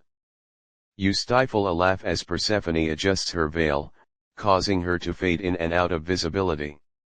"Sorry," she mumbles, "but I don't want any of these ghosts hitting on me. Remember last time a skeleton tried to give me a bouquet of rotting flowers?" Hades rolls his eyes. "Fine, but at least push it back so I can see your face." I need to make sure I'm marrying the right goddess and not some random nymph who wandered in. Mainstream history check. Ancient Greeks believed that the underworld was divided into several regions, including Elysium the good place, Tartarus the bad place, and the Asphodel Meadows the meh place. Hades was in charge of all of it, which meant he had a busy schedule. No wonder he was annoyed by a slow wedding ceremony. He probably had a meeting with the fates scheduled right after. Here's thine full swing. Scholars have been arguing for centuries about the symbolism of Persephone's veil. Team Symbolic says the veil represents her death to the living world and rebirth as the queen of the underworld. The invisibility aspect symbolizes her transition from mortal visible to god of the dead visible. Team Practical counters that it's just a clever way to explain why Persephone disappears for half the year.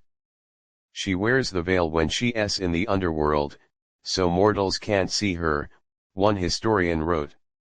When she takes it off, spring comes. But wait, there's more. As the ceremony progresses, you notice something odd.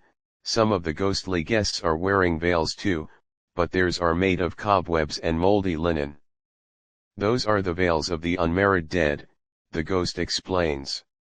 If you die without getting married, you have to wear a crappy veil in the underworld forever. Hera made that rule to punish spinsters. Yikes, talk about a harsh afterlife penalty. Here's an odd detail you notice. Persephone's veil isn't just for invisibility, it also has tiny pomegranate seeds sewn into the hem. What's with the seeds, you ask? The ghost grins. Pomegranates are the food of the underworld. Hades gave her those seeds to eat, so she'd have to stay here part of the year. The veil keeps them hidden, mostly. You remember the myth, Persephone ate 6 pomegranate seeds, condemning her to 6 months in the underworld. The veil was probably her way of sneaking them in without Demeter noticing. Mainstream history also tells us that ancient Greek funerals often included a veil for the deceased, to protect them from the ghosts in the underworld. But here in Hades' castle, the veil is reversed, it protects the living goddess from the dead. It's like a supernatural force field, keeping the wedding party safe from unwanted ghostly attention. Here's the final. In some myths, Persephone's veil of Lethe reeds actually has a memory-erasing effect. When she wears it, she forgets her life above ground, making it easier to rule the underworld. But when she takes it off, her memories return, which is why she's so happy to go back to the living world. It's like a magical forgetting machine, perfect for dealing with the stress of being queen of the dead. As the ceremony ends, Hades sighs with relief. Finally, he says, now I can get back to work. Persephone, can you please move your veil? I need to see where I'm going. Persephone rolls her eyes but adjusts the veil, revealing her face. Happy. Now let's go eat some pomegranates, I'm starving. So, as you start to feel sleepy, think about this. If you had a veil that could make you invisible, where would you go? Maybe the fridge at 2 a.m., so no one sees you eating the last slice of cake. Leave your ideas in the comments. For now, rest easy knowing that even in the underworld, weddings are full of drama and veils are there to protect you from both ghosts and annoying gods. Sweet dreams, and try not to eat any pomegranates in your sleep. You're crouched in the dusty corner of an ancient Alexandrian library, sneezing as you pull a scroll labeled Hera, Queen of Mean from a moth-eaten shelf. The papyrus smells like old cheese and something, probably the ink, which is fading into splotchy purple stains. Let's see what the ancients really thought of the goddess of marriage, you mutter, unrolling the scroll. The first line makes you cough. Hera, the wife of Zeus, was so jealous she once turned a nymph into a cow for checks notes, existing near her husband. Yikes, talk about a bad rep. Let us start with the mainstream history fact. Ancient Greek poets like Hesiod and Homer didn't exactly paint Hera in a flattering light. In Hesiod's Theogony, she is described as the one with the wrath that rivals the sea's fury when Zeus looks at another woman. Homer's Iliad shows her plotting revenge on Zeus' mistresses, often in ways that seem over the top. Like the time she sent a giant serpent to strangle a baby Heracles in his crib, all because his mom was one of Zeus' flings. Classic scorned wife trope, right? But here sthe that ll make you raise an eyebrow. Archaeologists found a 7th century BCE vase in Crete depicting Hera laughing while Zeus tries to flirt with a nymph. The caption in ancient Greek reads, "She's not mad, she's just enjoying watching him make a fool of himself." Wait, that's different from the angry goddess we're used to. Maybe the poets had an agenda, like, maybe Zeus bribed them to make Hera look bad. After all, he was the king of the gods, he had the power to commission positive PR stories. Now, picture this, you're flipping through more scrolls, each one painting Hera as the original Charon of Olympus. She demanded Zeus' attention 24/7, one says. She threw tantrums when he didn't text back, another claims. But then you find a rare fragment from a female poet, Sappho, who writes, Hera, the wise one, knew that a queen doesn't need a king's love, she needs his respect. And if he can't give that, she takes his power instead. Oh. That's a whole different perspective. Here's thine full swing. Team traditionalists say the angry Hera stories are accurate. She was a goddess of marriage in a patriarchal society, they argue. Her jealousy was a natural reaction to Zeus' infidelity. They point to ancient laws that gave men more sexual freedom, saying Hera's wrath reflects real-life women's frustrations. Team revisionists counter that the myths were rewritten to weaken Hera's power. Zeus needed to justify his cheating, so he made Hera look like a crazy ex, one scholar says. They point to earlier myths where Hera is a strategic mastermind, not just a jealous wife. Like the time she tricked Zeus into a marriage that gave her equal power. Now that's a power move. But wait, there's more. As you're reading, a modern-day historian who somehow time-traveled to the library leans over your shoulder. Check this out, she says, pulling up a digital scan of an ancient tablet. This is a list of divine PR budgets from 500 BCE. Zeus spent 90% of his gold on poets who would make him look heroic, while Hera spent nothing. She thought her actions spoke for themselves. Ouch. No wonder her reputation took a hit. She was competing with a god who had a marketing team. Mainstream history also tells us that in ancient Greece, women were often portrayed as emotional or irrational in literature, while men were rational and heroic. This bias probably influenced how poets wrote about Hera. They took her justified anger at being cheated on and turned it into a character flaw, while Zeus' cheating was seen as boys being boys. Sound familiar? Here's an odd detail you notice: in some myths, Hera isn't just angry, she's funny. Like the time she dressed up as a mortal and tricked Zeus into buying her a magical fertility necklace that was actually a collar to track his movements. When he realized, she just shrugged and said, "What, you needed a fitness tracker anyway?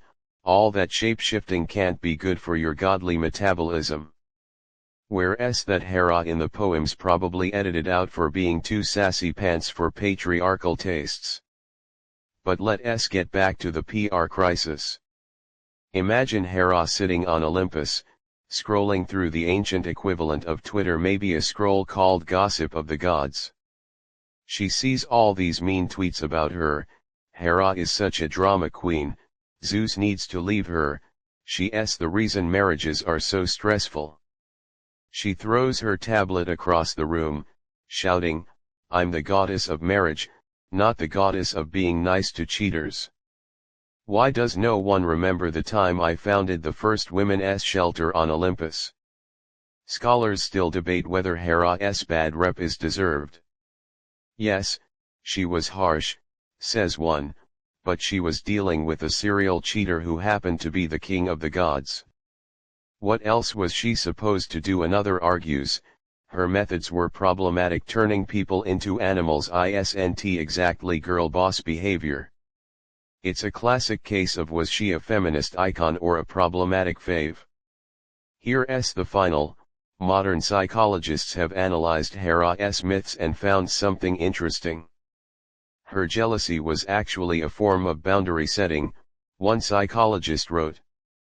In a world where her husband had unlimited power, she used anger to protect her space and her identity. That's not crazy, that's survival. So maybe instead of calling her jealous, we should call her a goddess who knew her worth and wasn't afraid to fight for it. As you close the last scroll, you hear a sigh from the shadows. Finally, a voice says, "Someone gets it?" You turn around, but there's no one there, just a faint scent of olive oil, Hera's favorite fragrance. Maybe she was there all along, nodding along as you uncovered the truth behind her PR nightmare. So, as you start to feel sleepy, think about this: if you could rewrite a myth to give a goddess a better rep, who would you choose? Maybe Hera, or maybe another misunderstood deity? Leave your ideas in the comments. For now, rest easy knowing that even goddesses have bad days, and sometimes, their wrath is just them standing up for themselves in a world that doesn't want to listen. Sweet dreams, and try not to believe everything you read in ancient scrolls or modern tweets. You're standing in the bustling agora of ancient Greece, where the air smells like salt from the nearby harbor and the competing scents of Spartan leather for their warrior sandals and Athenian perfumed oils for their, well, everything else. To your left, a Spartan woman in a threadbare tunic is haggling over a bolt of coarse linen. To your right, an Athenian noblewoman with hennaed nails is inspecting a veil embroidered with tiny silver bees. "That'll cost you 3 sheep, the Athenian weaver says, twirling a silver thread. The Spartan woman snorts. 3 sheep? I could buy a battle axe for that. Let's start with the mainstream history fact. Ancient Sparta and Athens were like the Coke versus Pepsi of Greece, but with more togas and less soda. Sparta was a military state that worshipped discipline and simplicity, while Athens was a hub of art, philosophy, and, let's say, extra fashion. This rivalry extended to wedding veils. Spartans wore, often undyed and roughly woven, while Athenians favored, sometimes with gold thread and precious stones. Here's a that'll make you nod. Spartan veils were so plain, they were almost battle-ready. Archaeologists found a tomb in Sparta with a veil folded neatly next to a spear. Turns out, Spartan women could use their veils as field bandages, slings for injured limbs, or even tourniquets. Why carry a first aid kit when your veil can do it all? A Spartan warrior once said, according to an ancient scroll. Meanwhile, Athenian veils were so heavy with embroidery, some brides needed slaves to hold them up during ceremonies. Talk about a fashion handicap. Now, step into the Spartan. The walls are bare, the looms are simple, and the weavers are wearing practical tunics. A young woman is weaving a veil so thin, you can see through it. "This is for my sister's wedding," she says, not looking up. "It's made from flax grown in our own fields. She'll wear it to the ceremony, then use it as a tent flap on our next military campaign." You blink. "Wait, your wedding veils are also tent flaps?" She nods. "Duh. Why waste good linen on something you'll only wear once?" Cross the agora to the Athenian side. The workshop here is filled with dyes in vibrant colors: purple from murex snails, red from Kermes insects, even a rare blue from lapis lazuli. A master weaver is showing off a veil embroidered with scenes from the Iliad. See this, it's the moment Achilles kills Hector, all in silk thread. You gasp. That's incredible. But won't the bride be worried about getting blood on it? The weaver frowns. Blood? This is a wedding veil, not a battle flag. It's for showing off how rich and cultured we are. Here's thine full swing. Team Spartan Simplicity argues that plain veils reflected Sparta's agoge military education system, where excess was seen as weakness. A woman's worth wasn't in her veil, but in her ability to raise strong warriors, one historian wrote. Team Athenian Extravagance counters that elaborate veils were political statements. Athens used fashion to show off its wealth and democratic values, another scholar says. A fancy veil was a way of saying, we're so rich, we can waste linen on art. But wait, there's more. As you're watching, a Spartan warrior marches into the Athenian workshop, her battle helmet still on. I need a veil for my sister, she says gruffly. The Athenian weaver raises an eyebrow. What's your budget? The warrior tosses a pouch of coins on the table. Enough to buy a ship. But make it practical. No frills, just something that won't get caught on my spear when I carry her to the wedding. The weaver looks horrified but gets to work. A week later, the veil is ready. It's made of sturdy wool, dyed a dark red to hide blood, you suspect, with a hidden pocket for a dagger. There, the weaver says, sniffing. A practical veil fit for a Spartan, warrior bride. The Spartan nods approvingly. Perfect. Now, can you make me one too? I might need it in my next battle. Mainstream history also tells us that Spartan women had more rights than Athenian women. They could own property, participate in sports, and even divorce more easily. Their plain veils might have been a symbol of that freedom. No need to impress anyone with fancy fabrics when you could throw a javelin better than most men. Athenian women, meanwhile, were more confined to the home, so their veils became a way to express themselves through art. Here's an odd detail you notice: in the Spartan workshop, there's a loom set up to weave veils with hidden messages. A weaver shows you a finished veil at first glance. It's just plain linen, but when held up to the light, tiny letters appear: freedom is better than fancy. Hera would approve, the weaver says, winking. She likes a goddess who can multitask. But were Spartan veils really about freedom, or was that just a later myth? Some scholars point to ancient laws that required Spartan women to dress plainly, saying it was less about choice and more about control. Others argue that even within restrictions, Spartan women found ways to assert themselves, like weaving secret messages into their veils.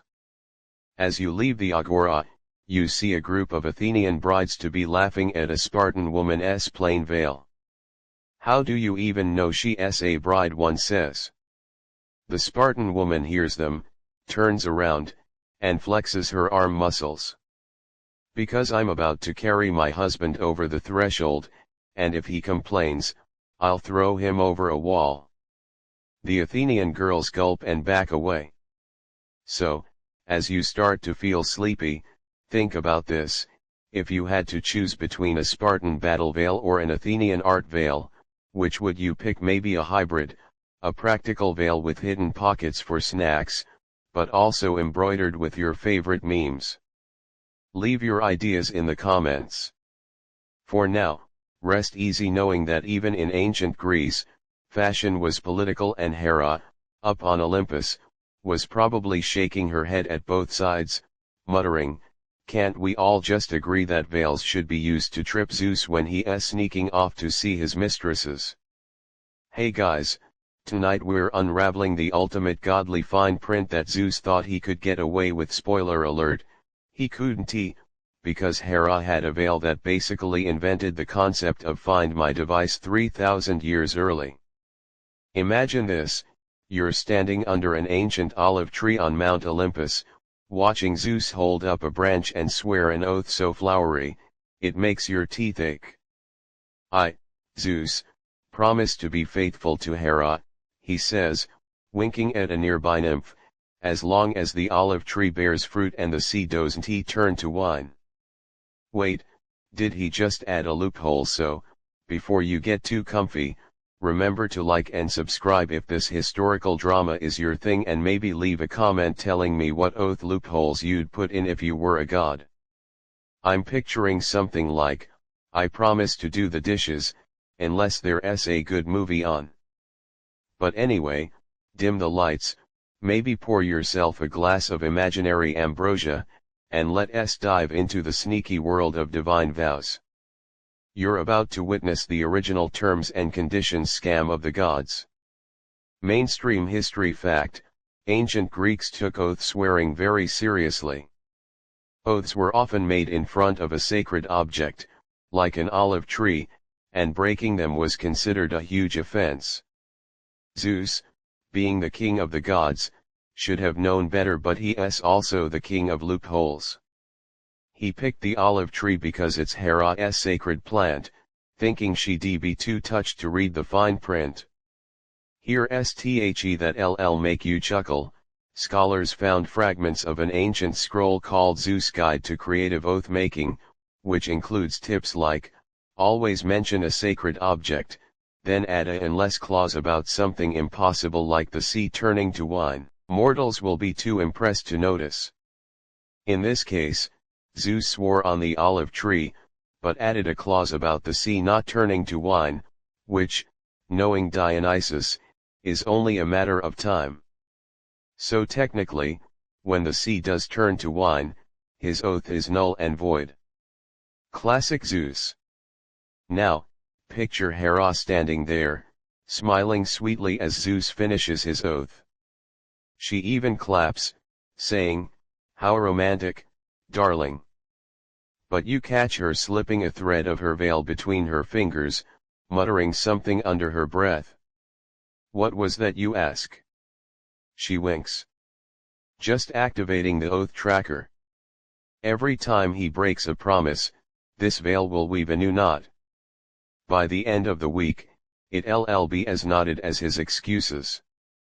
Mainstream history check: ancient Greeks believed that the gods themselves enforced oaths. If someone broke an oath, they might be struck by lightning or cursed. But Hera took it a step further. She turned her veil into a divine lie detector. The linen threads were woven with strands of the fate's own weaving material, which could sense when a god was being dishonest. So every time Zeus told a lie, her veil would twitch or change color. Neat, right? But here's some scholars argue that Hera's oath tracker veil is a later addition to the myths, created to make her seem more empowered in a patriarchal story. Others say it's a symbol of her strategic intelligence. She knew Zeus couldn't be trusted, so she created a physical way to hold him accountable.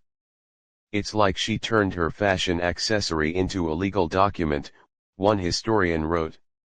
Every knot was a timestamp of his infidelity. Now, let's fast forward a few days.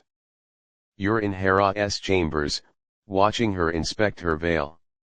It's covered in tiny knots, each one glowing slightly. "See this," she says, pointing to a particularly big knot. That's when he turned into a golden retriever to flirt with the shepherd. And this one, she points to a cluster of knots. He tried to blame the flirting on divine hormones. As if that's an excuse. You can't help but laugh. Hera has a better record of Zeus cheating than his own memory. Here's an odd detail: the veil doesn't just track lies, it also records them. If you listen closely, each knot makes a tiny buzzing sound, like a mini audio recording. Hera says it's the sound of the fate's threads remembering the lie. "I can play them back when I need a good laugh," she says, grinning. "Last week, I played his 'I was just checking on the mortal's' excuse to Apollo, and he snorted nectar out of his nose. But wait, there's more. As Zeus gets craftier with his shape-shifting, Hera upgrades her veil. She adds threads of rainbow light, which can track him through his transformations. Now, even when he's a swan or a bull, the veil can see through the disguise, she says proudly. It's like the world's first supernatural GPS, except instead of finding your car, it finds your cheating god husband. Mainstream history also tells us that olive trees were symbols of peace and fertility, which is why Zeus chose one for his oath. But Hera turned that symbolism on its head. Instead of peace, her veil brought accountability, and instead of fertility, it bore the fruit of Zeus' lies. Talk about a power move. Here's the final. Modern scholars have compared Hera's veil to social media receipts. Just like we screenshot our partner's flirty DMs, Hera had a physical record of Zeus' infidelity, one wrote. The veil was the original. Here's the proof folder that she could pull out during arguments. No wonder Zeus looked nervous every time she adjusted her headpiece. As you leave Hera's chambers, you see Zeus slinking around a corner, trying to avoid her. He's wearing a disguise. Wait, is that a mortal shepherd's outfit? But Hera's veil is already glowing from across the courtyard, each thread pointing in his direction. Zeus sighs, takes off the disguise, and mutters, "Fine, I'll go apologize, again." So, as you start to feel sleepy, think about this: if you could have a lie-detecting accessory, what would it be? Maybe a ring that glows when someone's lying, or socks that twitch when your boss makes an empty promise. Leave your ideas in the comments. For now, rest easy knowing that even the king of the gods couldn't get away with a shady oath, and Hera, the queen of marriage, had a veil that kept him sort of in check. Sweet dreams, and try not to make any promises you can't keep, unless you want a magical veil tracking your every word.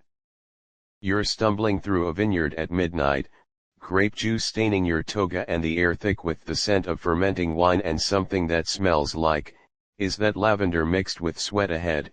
A bonfire crackles, surrounded by a crowd of people wearing veils made of grapevines. One woman is using her veil to strain wine into a goatskin flask, while a man next to her has tied his veil around his head like a lampshade, with a burning torch stuck in the top.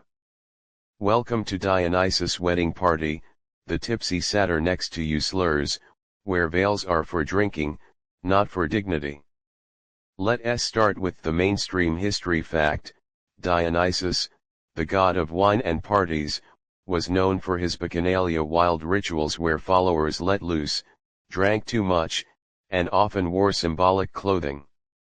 In ancient Greece, these rituals were both religious and recreational, but when it came to weddings, Dionysus took letting loose to a whole new level. Instead of traditional linen veils, his followers used whatever was handy: grapevines, ivy, even strips of wine-stained cloth. Why wear a boring veil when you can wear a vine that's still got grapes on it? A reveler once said, according to an ancient scroll. Here essay that'll make you chuckle. Archaeologists found a 5th century BCE vase depicting a Dionysian wedding where guests are using veils as wine strainers. The caption in ancient Greek reads, "Best way to remove grape seeds, just pour wine through your veil." Hera would be so proud. Spoiler alert, Hera was not proud. In fact, she's currently standing on the edge of the party, arms crossed, her own linen veil twitching with annoyance. Is that a bride using her veil as a slingshot for olives? She mutters. Disgraceful. Now, picture this: you're trying to navigate the crowd, but everyone is dancing wildly, their veils flapping everywhere. A group of Maenades, female followers of Dionysus, is using their ivy veils to create a makeshift limbo pole. Come on, join in. One shouts, waving her veil. You duck just in time to avoid being smacked by a vine. Meanwhile, Dionysus himself is staggering around, wearing a veil made of golden vine leaves that shimmer in the firelight. "Look," he slurs, pointing to his veil, "it's like Hera's veil, but with more wine stains." Mainstream history check. Ancient Greek weddings often included a revelry after the ceremony, where guests could let loose. But Dionysus' version took it to extremes. Instead of polite dancing, there was often mock battles, improvisational theater, and yes, using veils as party props. It was a way to blow off steam after the formality of the wedding, but also a nod to Dionysus' role as the god of chaos and creativity. Here's thine full swing. Team traditionalists argue that these wild weddings were a release valve for societal pressures. People needed a way to rebel against strict marriage norms, one historian says, and Dionysus provided that with his anything-goes parties. Team feminists counter that the Maenads' use of veils was a form of female empowerment. By reclaiming the veil as a tool for fun, not modesty, they challenged patriarchal norms, another scholar writes. It's like they were saying, our veils, our rules. But wait, there's more. As you watch, a bride stumbles over to Dionysus, her veil which appears to be made of a tablecloth trailing in the dirt. "Can you bless my marriage?" she slurs, holding out a wine cup. Dionysus grins and pours wine over her head, soaking her veil. "There. Now your marriage will be as wild and unpredictable as this party." The bride cheers, then uses her dripping veil to wipe the wine off her face. Here's an odd detail you notice: some guests are wearing veils with cartoonish faces drawn on them. One has a smiling sun, another a frowning cloud. "It's to show our mood," a satyr explains, hiccuping. "I'm wearing a laughing face because I'm, ha ha ha, drunk." You can't help but laugh. Leave it to Dionysus' followers to turn veils into emotion trackers. But let's get back to Hera, who's still scowling. "In my day," she mutters to no one in particular, "veils were sacred objects, not party hats. Zeus would never have allowed this kind of disrespect." Speaking of Zeus, he's nowhere to be seen, probably off flirting with a nymph, but Hera seems too focused on the party chaos to notice. Mainstream history also tells us that Dionysus' cult was known for its inclusivity. Men, women, slaves, and free citizens all participated. This inclusivity extended to their use of veils.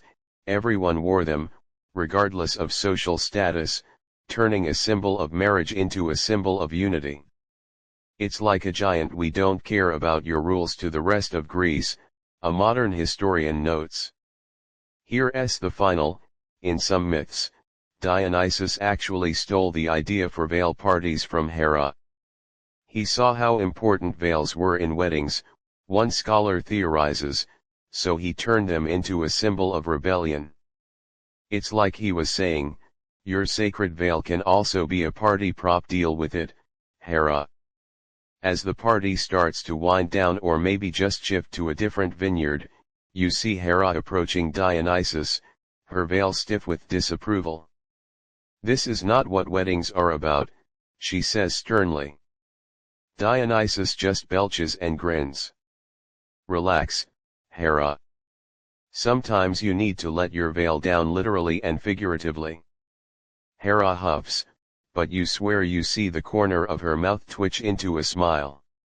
So, as you start to feel sleepy, think about this: if you could go to a Dionysian veil party, what would your veil be made of? Maybe glow-in-the-dark stars, or snacks, because who doesn't want a veil with pretzels attached? Leave your ideas in the comments. For now, rest easy knowing that even in ancient Greece, there were parties where rules were meant to be broken and veils were meant to be worn as lampshades, wine strainers, and whatever else made the night fun. Sweet dreams, and try not to use your pillowcase as a party veil, unless it's really comfy. Hey guys, tonight we're crashing a Roman wedding in 500 BCE. Grab your toga, because we're about to witness the original copycat culture in action. Picture this: you're standing in the cobblestone streets of ancient Rome, watching a bride in a bright red veil march toward the temple of Hera. Wait, no, that's Jupiter now. The Romans copied the Greek veil, gave it a new name, and somehow turned it into a that even the god of fire would fear. Spoiler alert, her veil is red for a very odd reason, and it has nothing to do with fashion. So, before you get too comfy, remember to like and subscribe if you're into historical fashion fails and wins. Maybe leave a comment telling me what modern fashion trend you think is secretly a copycat of something ancient. I'm betting yoga pants are just updated togas. Now, dim the lights, maybe light a candle but keep it away from the red veil, and let us dive into the world of Roman bridal wear. You're about to witness the birth of the flammeum, the Roman version of Hera's veil, but with a fiery twist. Mainstream history fact: the Romans were huge copycats of Greek culture. They took Greek gods, gave them new names. Hera became Juno, and even copied their wedding traditions. But when it came to the veil, they didn't just copy, they upgraded it, turning a simple linen cloth into a bright red, fire-resistant fashion statement. Why red, you ask the guy next to you, who's wearing a laurel wreath and way too much cologne. Because red scares Vulcan, the god of fire, he says, dead serious. We don't want him crashing the wedding and setting the bride on fire. Here sthe that ll make you raise an eyebrow. Archaeologists found Roman wedding manuals from the 3rd century BCE that instruct brides to wear the flammeum at all times, especially near hearths, as it repels fire demons. But get this, some manuals also suggest using the veil to swat at pesky household gods, like the Lares, who were known to steal wedding cake. It's like a multi-tool, a Roman matron tells you, adjusting her veil. Fireproof, demon repellent, and great for shooing away greedy spirits. Now, follow the bride into the temple. Her flammeum is so red, it's almost glowing, and it's made of a thick wool fabric that looks familiar. Is that the same wool the Athenians used? You whisper to a bridesmaid. She nods. Yep, we imported it from Greece, but we dyed it with cochineal bugs to get this bright red. Took thousands of bugs for one veil. Good thing Vulcan hates the color red, or this would be a pricey way to get burned. Mainstream history check: the color red in ancient Rome was a symbol of power and protection. Soldiers wore red cloaks, magistrates had red trim on their togas, and brides wore red veils to ward off evil. But here's the twist: the Romans didn't just copy the Greek veil, they combined it with Etruscan beliefs. The Etruscans, the original inhabitants of Italy, believed that brides were incarnations of the fire goddess, so dressing them in red made sense. They were literally wearing their divine identity. But here's the in full swing. Team Copycat Theory argues that the flammeum was a straight-up rip-off of the Greek himation, with a color change for local flavor. The Romans saw the Greek veil, thought it was cool, and added red to make it their own, one historian says. Team Religious Rebranding counters that the red veil was an Etruscan idea all along. The Etruscans had a long tradition of red bridal wear, another scholar argues, and the Romans just absorbed that into their copied Greek rituals. But wait, there's more. As the ceremony begins, the priestess hands the bride a piece of sacred firewood to hold. What's that for, you ask? To symbolize her connection to Vesta, the goddess of the hearth, the priestess says, but also to test if the flammeum is really fireproof. Last week, a bride dropped the firewood and her veil caught fire. Oops. You gulp, watching the bride handle the burning wood with surprising ease. Here's an odd detail: the bride's flammeum has tiny bells sewn into the hem. For ambience, you guess. The bridesmaid snorts. No, to scare away evil spirits. Also, to let the groom know where she is. You'd be surprised how many grooms try to sneak off during the ceremony. You laugh, imagining a groom tiptoeing away, only to be caught by the jingling veil. But let us get back to the Etruscan connection. Deep in the Roman catacombs, archaeologists found frescoes of Etruscan brides wearing red veils, long before the Romans showed up. See, says a team religious rebranding scholar, pointing to a fresco. The Etruscans believed that when a woman married, she became a little fire god, so red veils were like uniforms for these divine brides.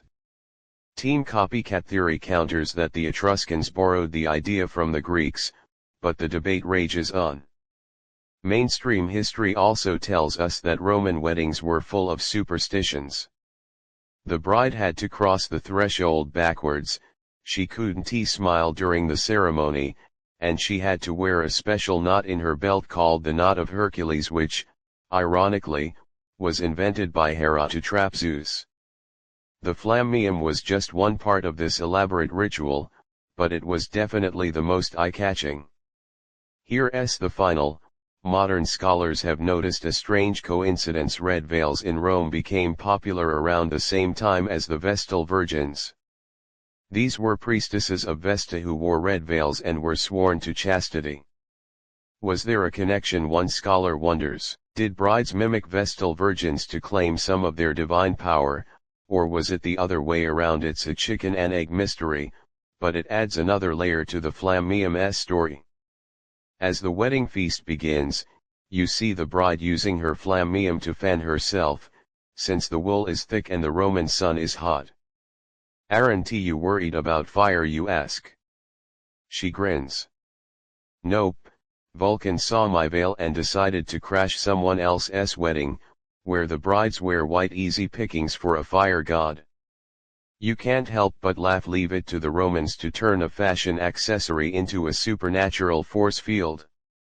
So, as you start to feel sleepy, think about this: if you had a fireproof veil, what would you do with it? Maybe use it as a blanket during campfires, or as a shield against annoying siblings. Leave your ideas in the comments.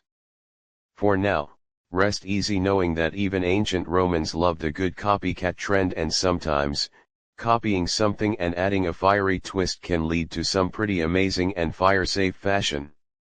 Sweet dreams, and try not to set your pillow on fire, but if you do, just pretend you're a Roman bride and blame Vulcan. Hey guys, tonight we're crashing the most awkward family therapy session in history, Olympus style.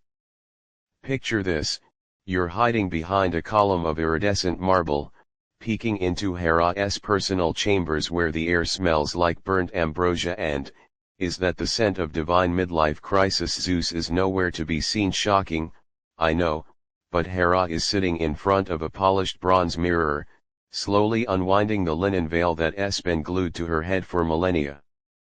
"Is this veil making me look old?" she mutters, flipping a stray thread. Or is it just that Zeus has a thing for mortal 20-somethings with zero respect for marriage vows? So, before you get too comfy, remember to like and subscribe if you're into godly drama. Also, let me know in the comments what your go-to midlife crisis activity would be.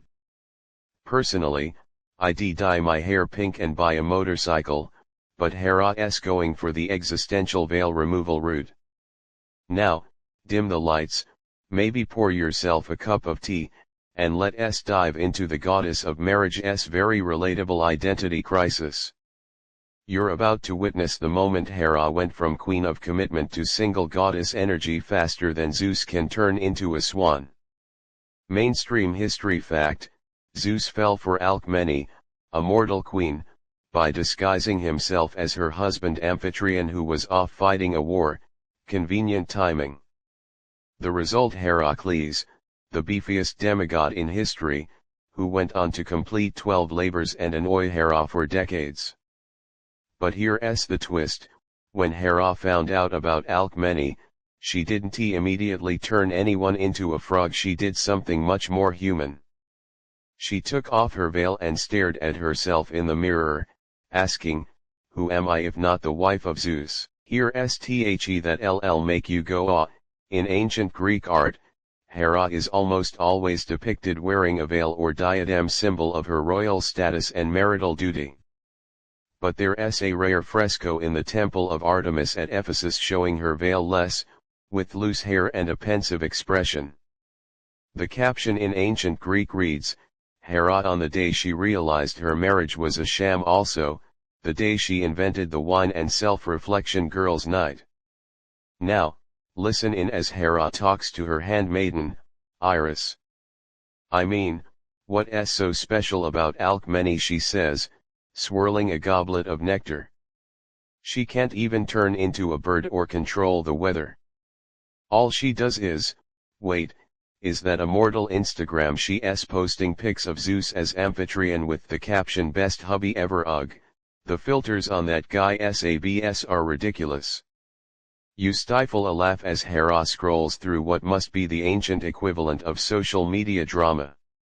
Mainstream history check, Alcmene was a great-granddaughter of Perseus, which made her part of a noble bloodline. Maybe that's why Zeus chose her, or maybe he just liked her sense of humor. Either way, their affair led to Heracles, who Hera spent years trying to kill unsuccessfully, thanks to his demigod strength.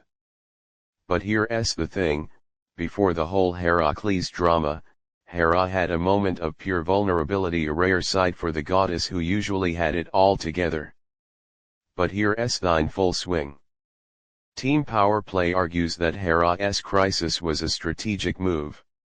She pretended to doubt herself to make Zeus lower his guard, one scholar says. Next thing he knew, she was plotting his downfall with Athena. Team Genuine Crisis counters that even goddesses have feelings. Hera was tired of being the marriage police, another historian writes. She wanted to be seen as more than just Zeus' wife, and this was her breaking point. But wait, there's more. As Hera stares at her reflection, Apollo strolls in, strumming his lyre. Hey there, Hera, whoa, no veil, are you rebelling against fashion norms, or did you lose a bet to Artemis? Hera glares. I'm having a moment, Apollo. Can't a goddess question her place in the universe without a god of the sun making lyre jokes? Apollo shrugs. Just saying, you look less like queen of the gods and more like a mortal divorce lawyer I once met. She had the same I will destroy you with paperwork vibe.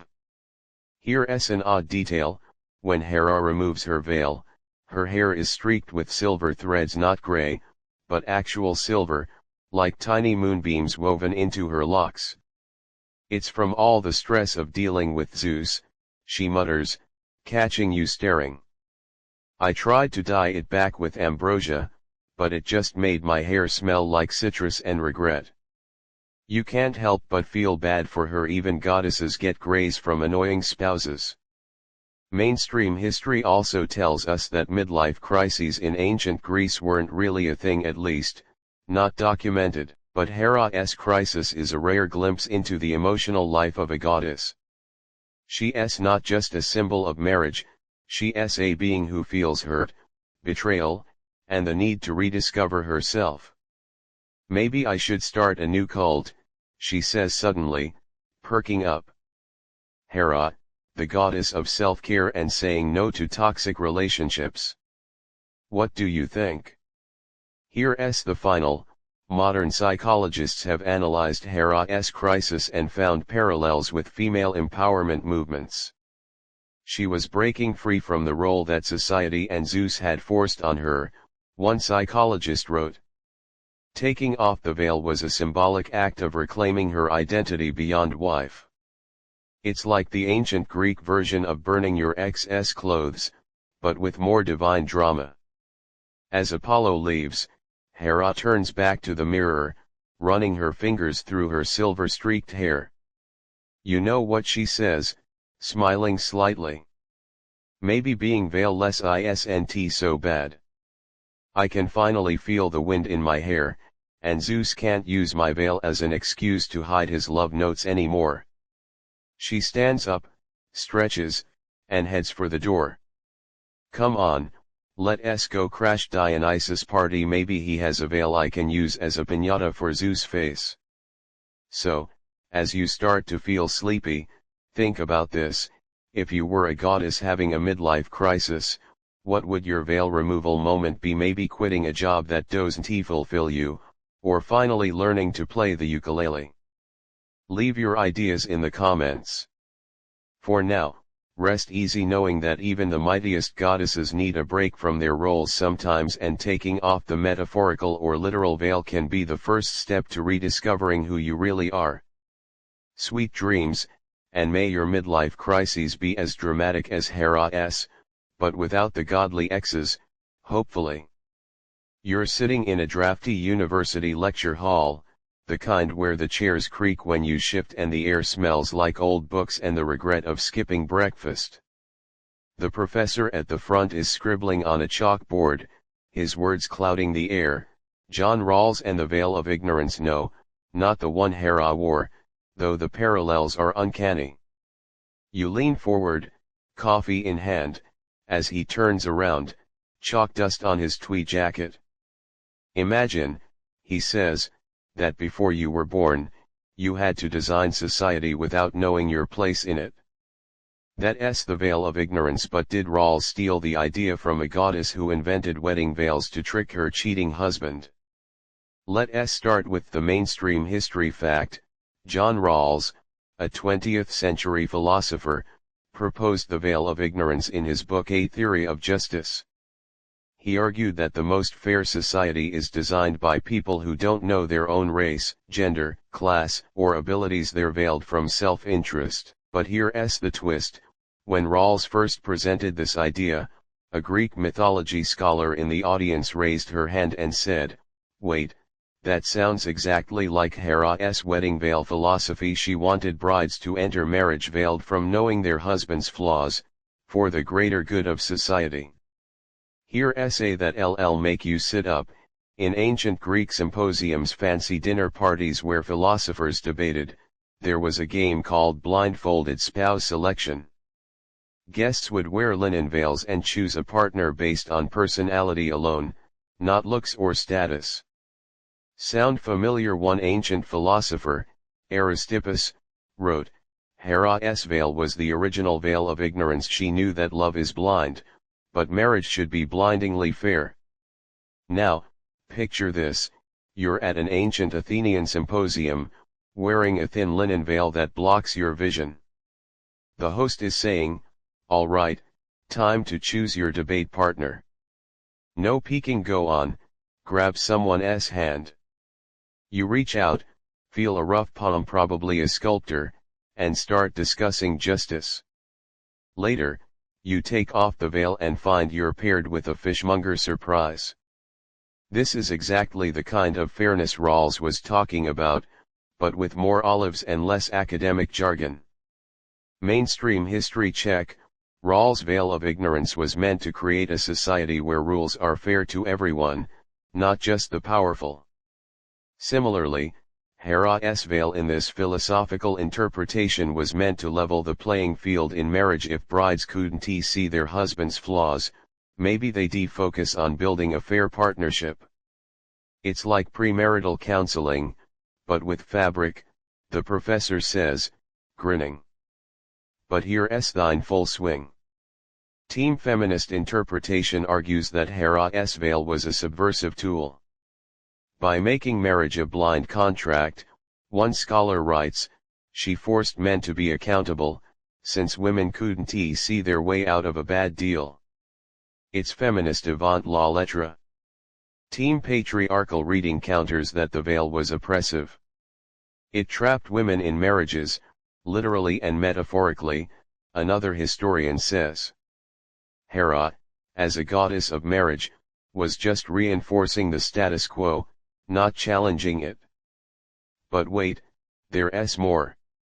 As the professor flips through a slideshow, you see a photo of a 5th century BCE vase depicting a bride wearing a veil, holding a scale labeled justice. Look at this, he says. The Greeks saw marriage as a balance between two people, and the veil was a symbol of that balance. You can't have justice if you're biased by what you see. You squint at the vase, sure enough, the bride's veil is shaped like a giant question mark, as if to say, who knows what's under here, but let's pretend it's fair. Here's an odd detail: in some ancient Greek cities, there was a law that grooms had to wear veils too. It was called the Hera's revenge law. The professor explains, if women had to be blind in marriage, so did men. Imagine a groom wearing a veil, not knowing if his bride was rich or poor, beautiful or a giant squid. Okay, maybe not a squid, but you get the idea. Mainstream history also tells us that Rawls' theory was criticized for being too idealistic. After all, can anyone truly be veiled from their own biases? Similarly, Hera's veil was probably more symbolic than practical. Most brides peeked under the veil, a historian notes, just like most people in Rawls' thought experiment would secretly hope for good luck. Humans are sneaky like that. Here's the final: modern psychologists have done experiments where couples wear veils, metaphorical or literal, during arguments. Couples who can't see each other's faces argue more fairly, one study found. They focus on words, not expressions. Hera, it seems, was onto something. Veils can be tools for fair communication, not just fashion accessories. As the lecture ends, the professor drops a mic, figuratively, since it's a university lecture. So next time you see a wedding veil, remember, it's not just about modesty or tradition. It's a philosophical statement, a symbol of hope that maybe, just maybe, we can build something fair even when we can't see the whole picture. So, as you start to feel sleepy, think about this: if you had to design a society or a marriage under a veil of ignorance, what rules would you make? Maybe no one can judge others by their looks, or everyone has to do the dishes equally. Leave your ideas in the comments. For now, rest easy knowing that even philosophers and goddesses have wondered how to make the world fairer, and sometimes, the answer is as simple and complicated as putting on a veil and hoping for the best. Sweet dreams, and try not to make any life-changing decisions while blindfolded, unless it's choosing between pizza toppings, which is basically a philosophical question anyway. You're crouching behind a sun-bleached stone pillar in the palace of Knossos, the air thick with the scent of sea salt and fresh olive oil.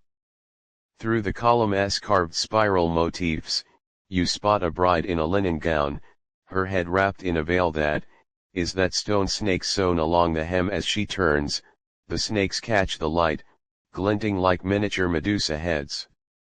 A handmaiden adjusts the veil, muttering, "Remember, when the pirates come, just stand still and let the snakes do the talking." Wait, since when do wedding veils double as pirate repellent? Let's start with the mainstream history fact. The Minoan civilization on Crete 1900 to 1400 BCE was known for its advanced architecture, frescoes, and strange wedding traditions. Archaeologists have found frescoes in Knossos showing brides wearing veils decorated with serpent motifs, which was odd because most ancient cultures saw snakes as dangerous. But here's the twist: Minoans revered snakes as symbols of fertility and protection. Their goddesses often held snakes, and even their palaces had snake-shaped columns. So why put snakes on a wedding veil? Here's that'll make you shiver, but in a good way. Pirate raids were common in the Aegean Sea, and Minoan brides needed a way to defend themselves. So they turned their veils into camouflage gear. The stone snakes were made of polished serpentine, a greenish stone that looked alive in the right light. When pirates boarded their ships or raided coastal villages, brides would stand still, letting their veil snake motifs catch the sun. Pirates, superstitious as they were, thought they were facing real gorgons like Medusa and fled in terror. Now, watch closely as the bride practices in front of a bronze mirror. She stands rigid, veil snakes gleaming. A young slave boy, shouting and waving a wooden sword. The bride doesn't flinch, and when the boy gets close, he freezes. Whoa, those snakes look real. I thought only Medusa had snakes in her hair. The handmaiden grins. Exactly. Pirates see this, they think twice about stealing our wedding dowry. Mainstream history check, Minoans had a unique relationship with snakes. In their religion, the snake goddess was a powerful figure, often depicted holding snakes or wearing a snake headdress. This made snakes both sacred and feared, perfect for a dual-purpose veil holy in weddings, terrifying to pirates. Some scholars even think the Minoans inspired the Medusa myth, turning their sacred snakes into a monster for other cultures. But here's thine full swing. Team Practical Pirates argues the veils were purely defensive. Minoan ports were rich targets, one historian says. Brides needed a way to protect themselves without weapons, so they used cultural symbols to their advantage. They point to shipwrecks with pirate helmets inscribed with "Beware the Snake Brides."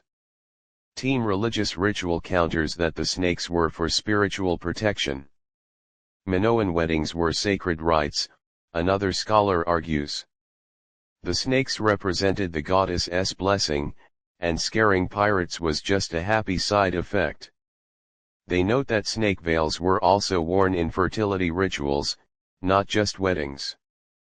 But wait, there's more.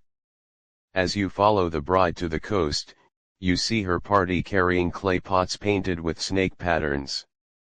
What's in the pots, you ask? A sailor winks. Snake venom mixed with seawater. We spray it on the veils to make the snakes smell real. Pirates have a strong sense of smell, did you know that? Like, stronger than dogs. You wrinkle your nose, but the bride seems unfazed, dipping her veil's hem into the pot. Here's an odd detail, the stone snakes on the veil are carved to move in the wind.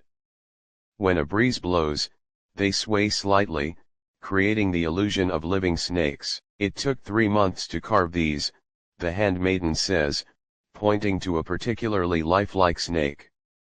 The sculptor had to watch real snakes for hours, then copy their movements in stone. Hera would be proud. She loves a veil with practical artistry.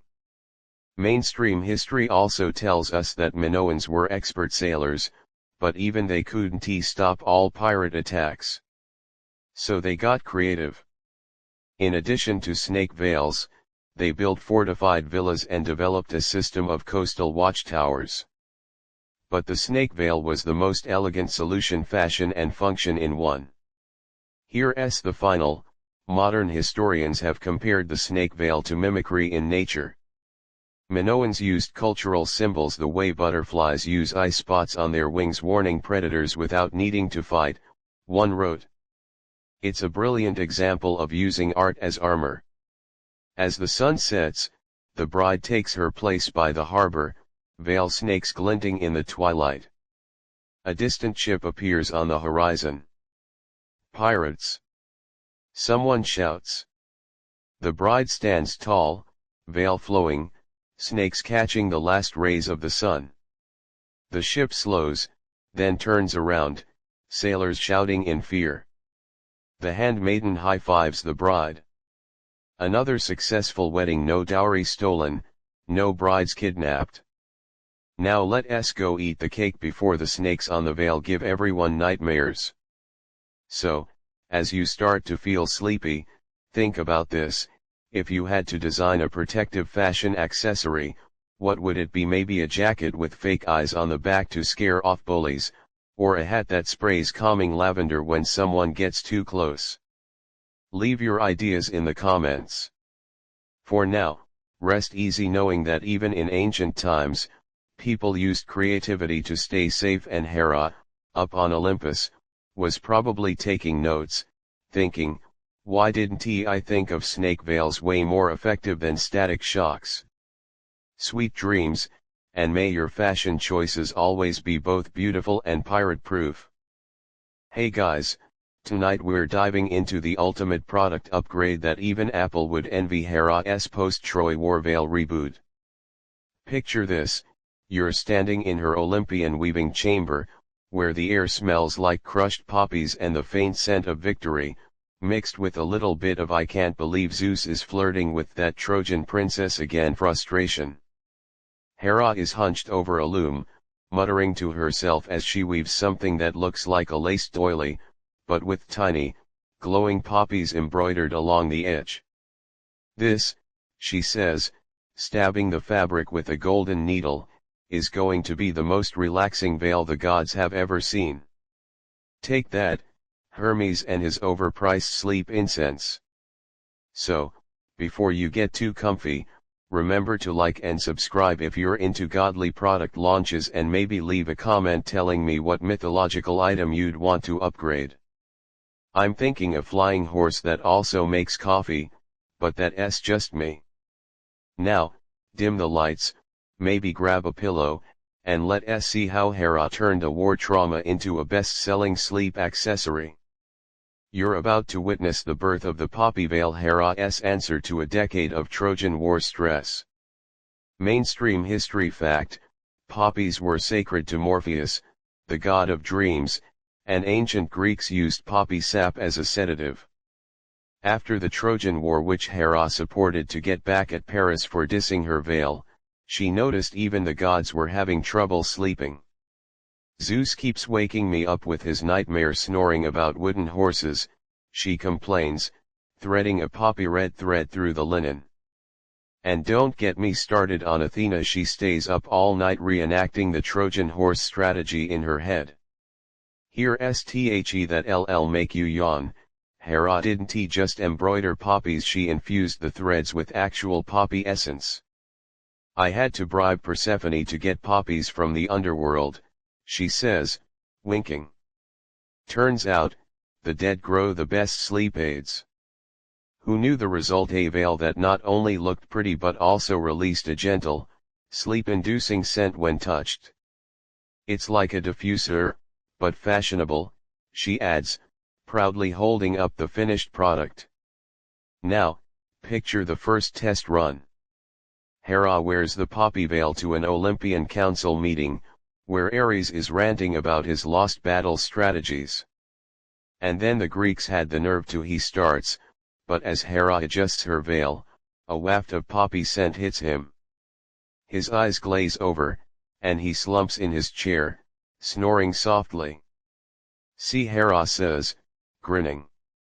"Works on even the most hot-headed god." Apollo, sitting next to Ares, quickly pinches himself to stay awake. "Clever," he mumbles, "but it smells like my grandma's medicine cabinet." Mainstream history check: ancient Greeks used poppies in religious rituals for Morpheus, but Hera took it to a new level: fashion meets function. Some scholars think she was inspired by mortal midwives, who used poppy poultices to help women sleep during childbirth. Hera was always borrowing from mortal wisdom, one historian notes. She just added a godly twist. But here's thine full swing.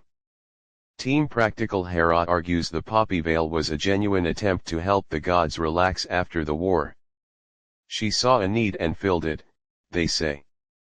Even goddesses get tired of war. Team Power Move: Hera counters that it was a political statement. By making everyone sleepy, she could control council meetings, another scholar says. No one argues with Hera when they're fighting off a poppy nap. But wait, there's more. As Hera starts wearing the poppy veil everywhere, other gods take notice. Aphrodite asks for a custom version with roses and poppies, for romantic naps. Demeter wants one in wheat colors, to help me sleep through winter. Even Zeus asks for a discreet poppy handkerchief, to put in Hera's drink when she's mad at me. Hera rolls her eyes but takes the order. After all, godly fashion is big business. Here's an odd detail: the poppy veil has a hidden pocket for a small vial of poppy essence. In case you need a top-up, Hera explains, pointing to a tiny pouch sewn into the hem. I learned that from mortal travelers always carry extra sleep aids when dealing with gods. You can't help but laugh, even goddesses need a good night's sleep, and a little fashion accessory to help. Mainstream history also tells us that Hermes, the god of commerce, wasn't happy about Hera's new product. "My sleep incense was the bestseller until now," he complains, showing off his latest ad campaign, Hermes Sleep Incense, now with 20% more starlight. But Hera's poppy veil outsells him 3-1. "People prefer fashion over incense," she says, shrugging. "Plus, my veil doesn't leave a sticky residue on your altar." Here's the final. Modern historians have compared Hera's poppy veil to ancient wellness influencers. "She was the first god to market a self-care accessory," one wrote. "Everyone wanted to be like Hera, sleeping soundly and looking fabulous. It's the original wellness trend in mythology." As the poppy veil craze sweeps Olympus, you see Ares walking around with a poppy embroidered bandage on his arm. "What's that, you ask?" He blushes. "Hera made it for my battle scars, but it looks like a mini veil." Aphrodite says I look soft. Ugh. You can't help but smile. Even the god of war can't resist a good sleep accessory, no matter how much he complains. So, as you start to feel sleepy, think about this: if you could have a mythological sleep aid, what would it be? Maybe a pillow that tells you stories, or a blanket that blocks out all annoying noises? Leave your ideas in the comments. For now, rest easy knowing that even after a decade-long war, a goddess can find time to upgrade her fashion and help everyone get a good night's sleep. Sweet dreams, and may your veils, real or imaginary, be as relaxing as Hera's poppy creation. You're standing at the back of a modern-day wedding chapel, the air thick with the scent of peonies and the faint buzz of a drone filming the ceremony. The bride glides down the aisle, her veil a cascading waterfall of ivory lace, dotted with Swarovski crystals that catch the light like tiny stars. But as she passes, you swear you see a flicker of gold in the fabric, like a ghostly olive branch woven into the threads. "That's the," the usher next to you whispers, winking. Every veil sold pays a little tribute to the original queen of wedding fashion. Let's start with the mainstream history fact. Wedding veils today can trace their roots back to ancient Greece, but they've gone through more makeovers than a goddess trying to hide her irritation with her cheating husband. In the Middle Ages, veils became status symbols, so heavy with gold thread that brides needed pages to carry them. Victorian brides wore floor-length lace veils, inspired by Queen Victoria's own wedding, which was basically a giant "look at how pure and rich I am" statement. And today veils come in every style imaginable: birdcage, cathedral, even detachable layers for the ceremony versus reception look. Hera would have loved detachable veils, the usher says, so she could throw the ceremonial one at Zeus when he inevitably flirted with the flower girl. Here essay that'll make you grin. In the 1920s, flapper brides wore bobbed veils to match their short hair, decorated with Art Deco beads and feathers. It was the original Roaring Twenties way of saying, "Yes, I'm married, but I'm still here to party." And get this, during World War II, brides used parachute silk for their veils, since regular fabric was rationed. Talk about a fashion statement, the usher notes. "My veil is made from the same stuff that saved soldiers' lives. Don't mess with me, groom." Now, watch as the modern bride reaches the altar. Her veil is made of 3D printed lace, a tech twist that would make Hephaestus jealous. "I designed it myself," she whispers, "with a hidden pocket for my phone. Gotta check Instagram during the vows, you know." You laugh, but then notice something odd. Sewn into the hem is a tiny olive branch patch, embroidered in gold thread. It's a nod to Hera, the bride says, winking. Gotta pay respect to the veil queen. Mainstream history check, scholars have tracked the veil's evolution through art and fashion plates. From ancient Greek himatians to Roman flammeums, medieval blaudrons to Victorian mantillas, each era put its own spin on the veil. But here's the twist, many historians now argue that the veil wasn't just a symbol of modesty or marriage, it was always a power move, just like Hera intended. Even today, brides choose veils to make a statement. One historian wrote, "Whether it's I am traditional or I am so extra, I need a veil with built-in LED lights." But here's the in full swing. Team Direct Descendant argues that Hera's veil is the original influencer.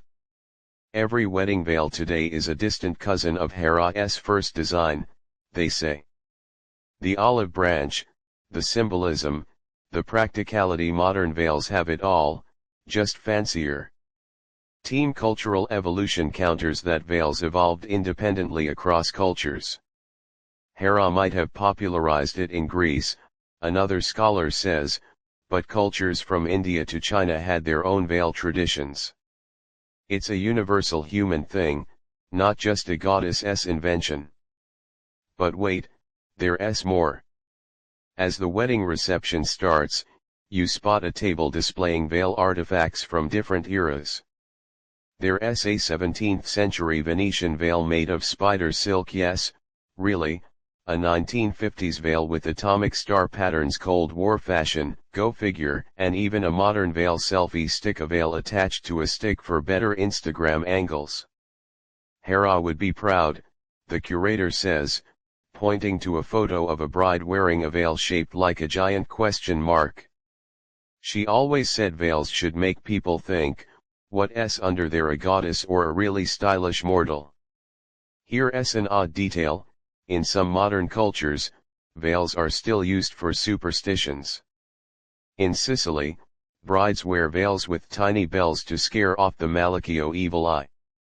In Japan, Shinto brides wear a white Xenokakushi veil to hide their horns of jealousy, a nod to Hera.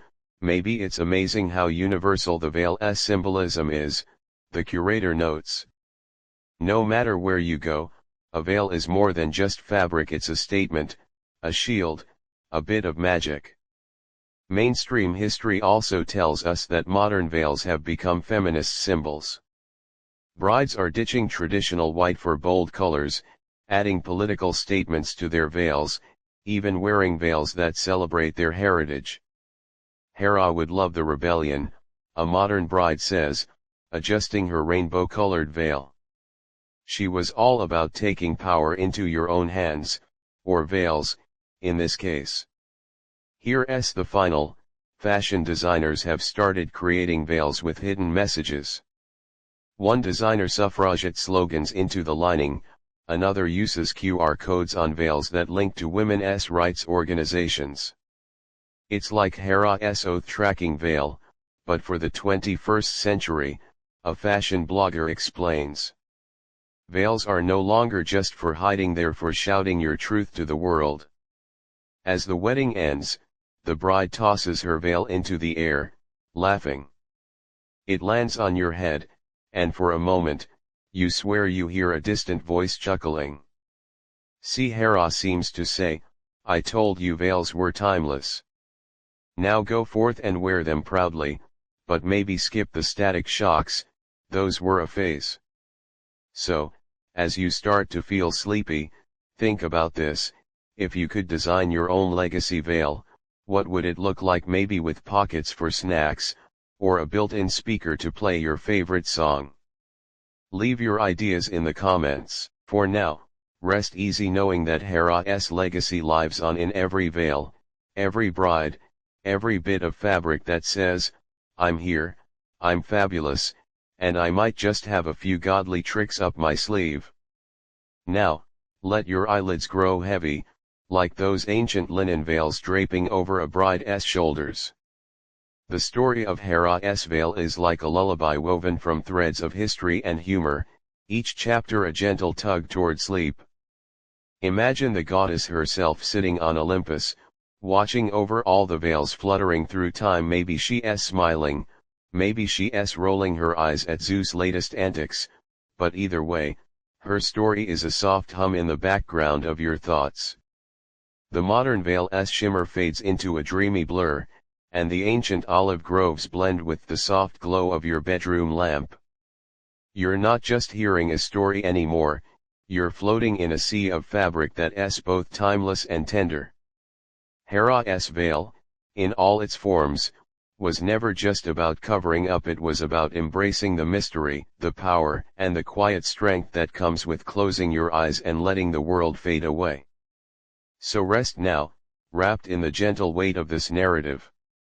The veil of sleep is falling, and behind it, who knows what myths and dreams await. Maybe you'll meet Hera in your slumber, and she'll wink, saying, "See, I told you." Marriage and veils are both just elaborate ways to keep life interesting.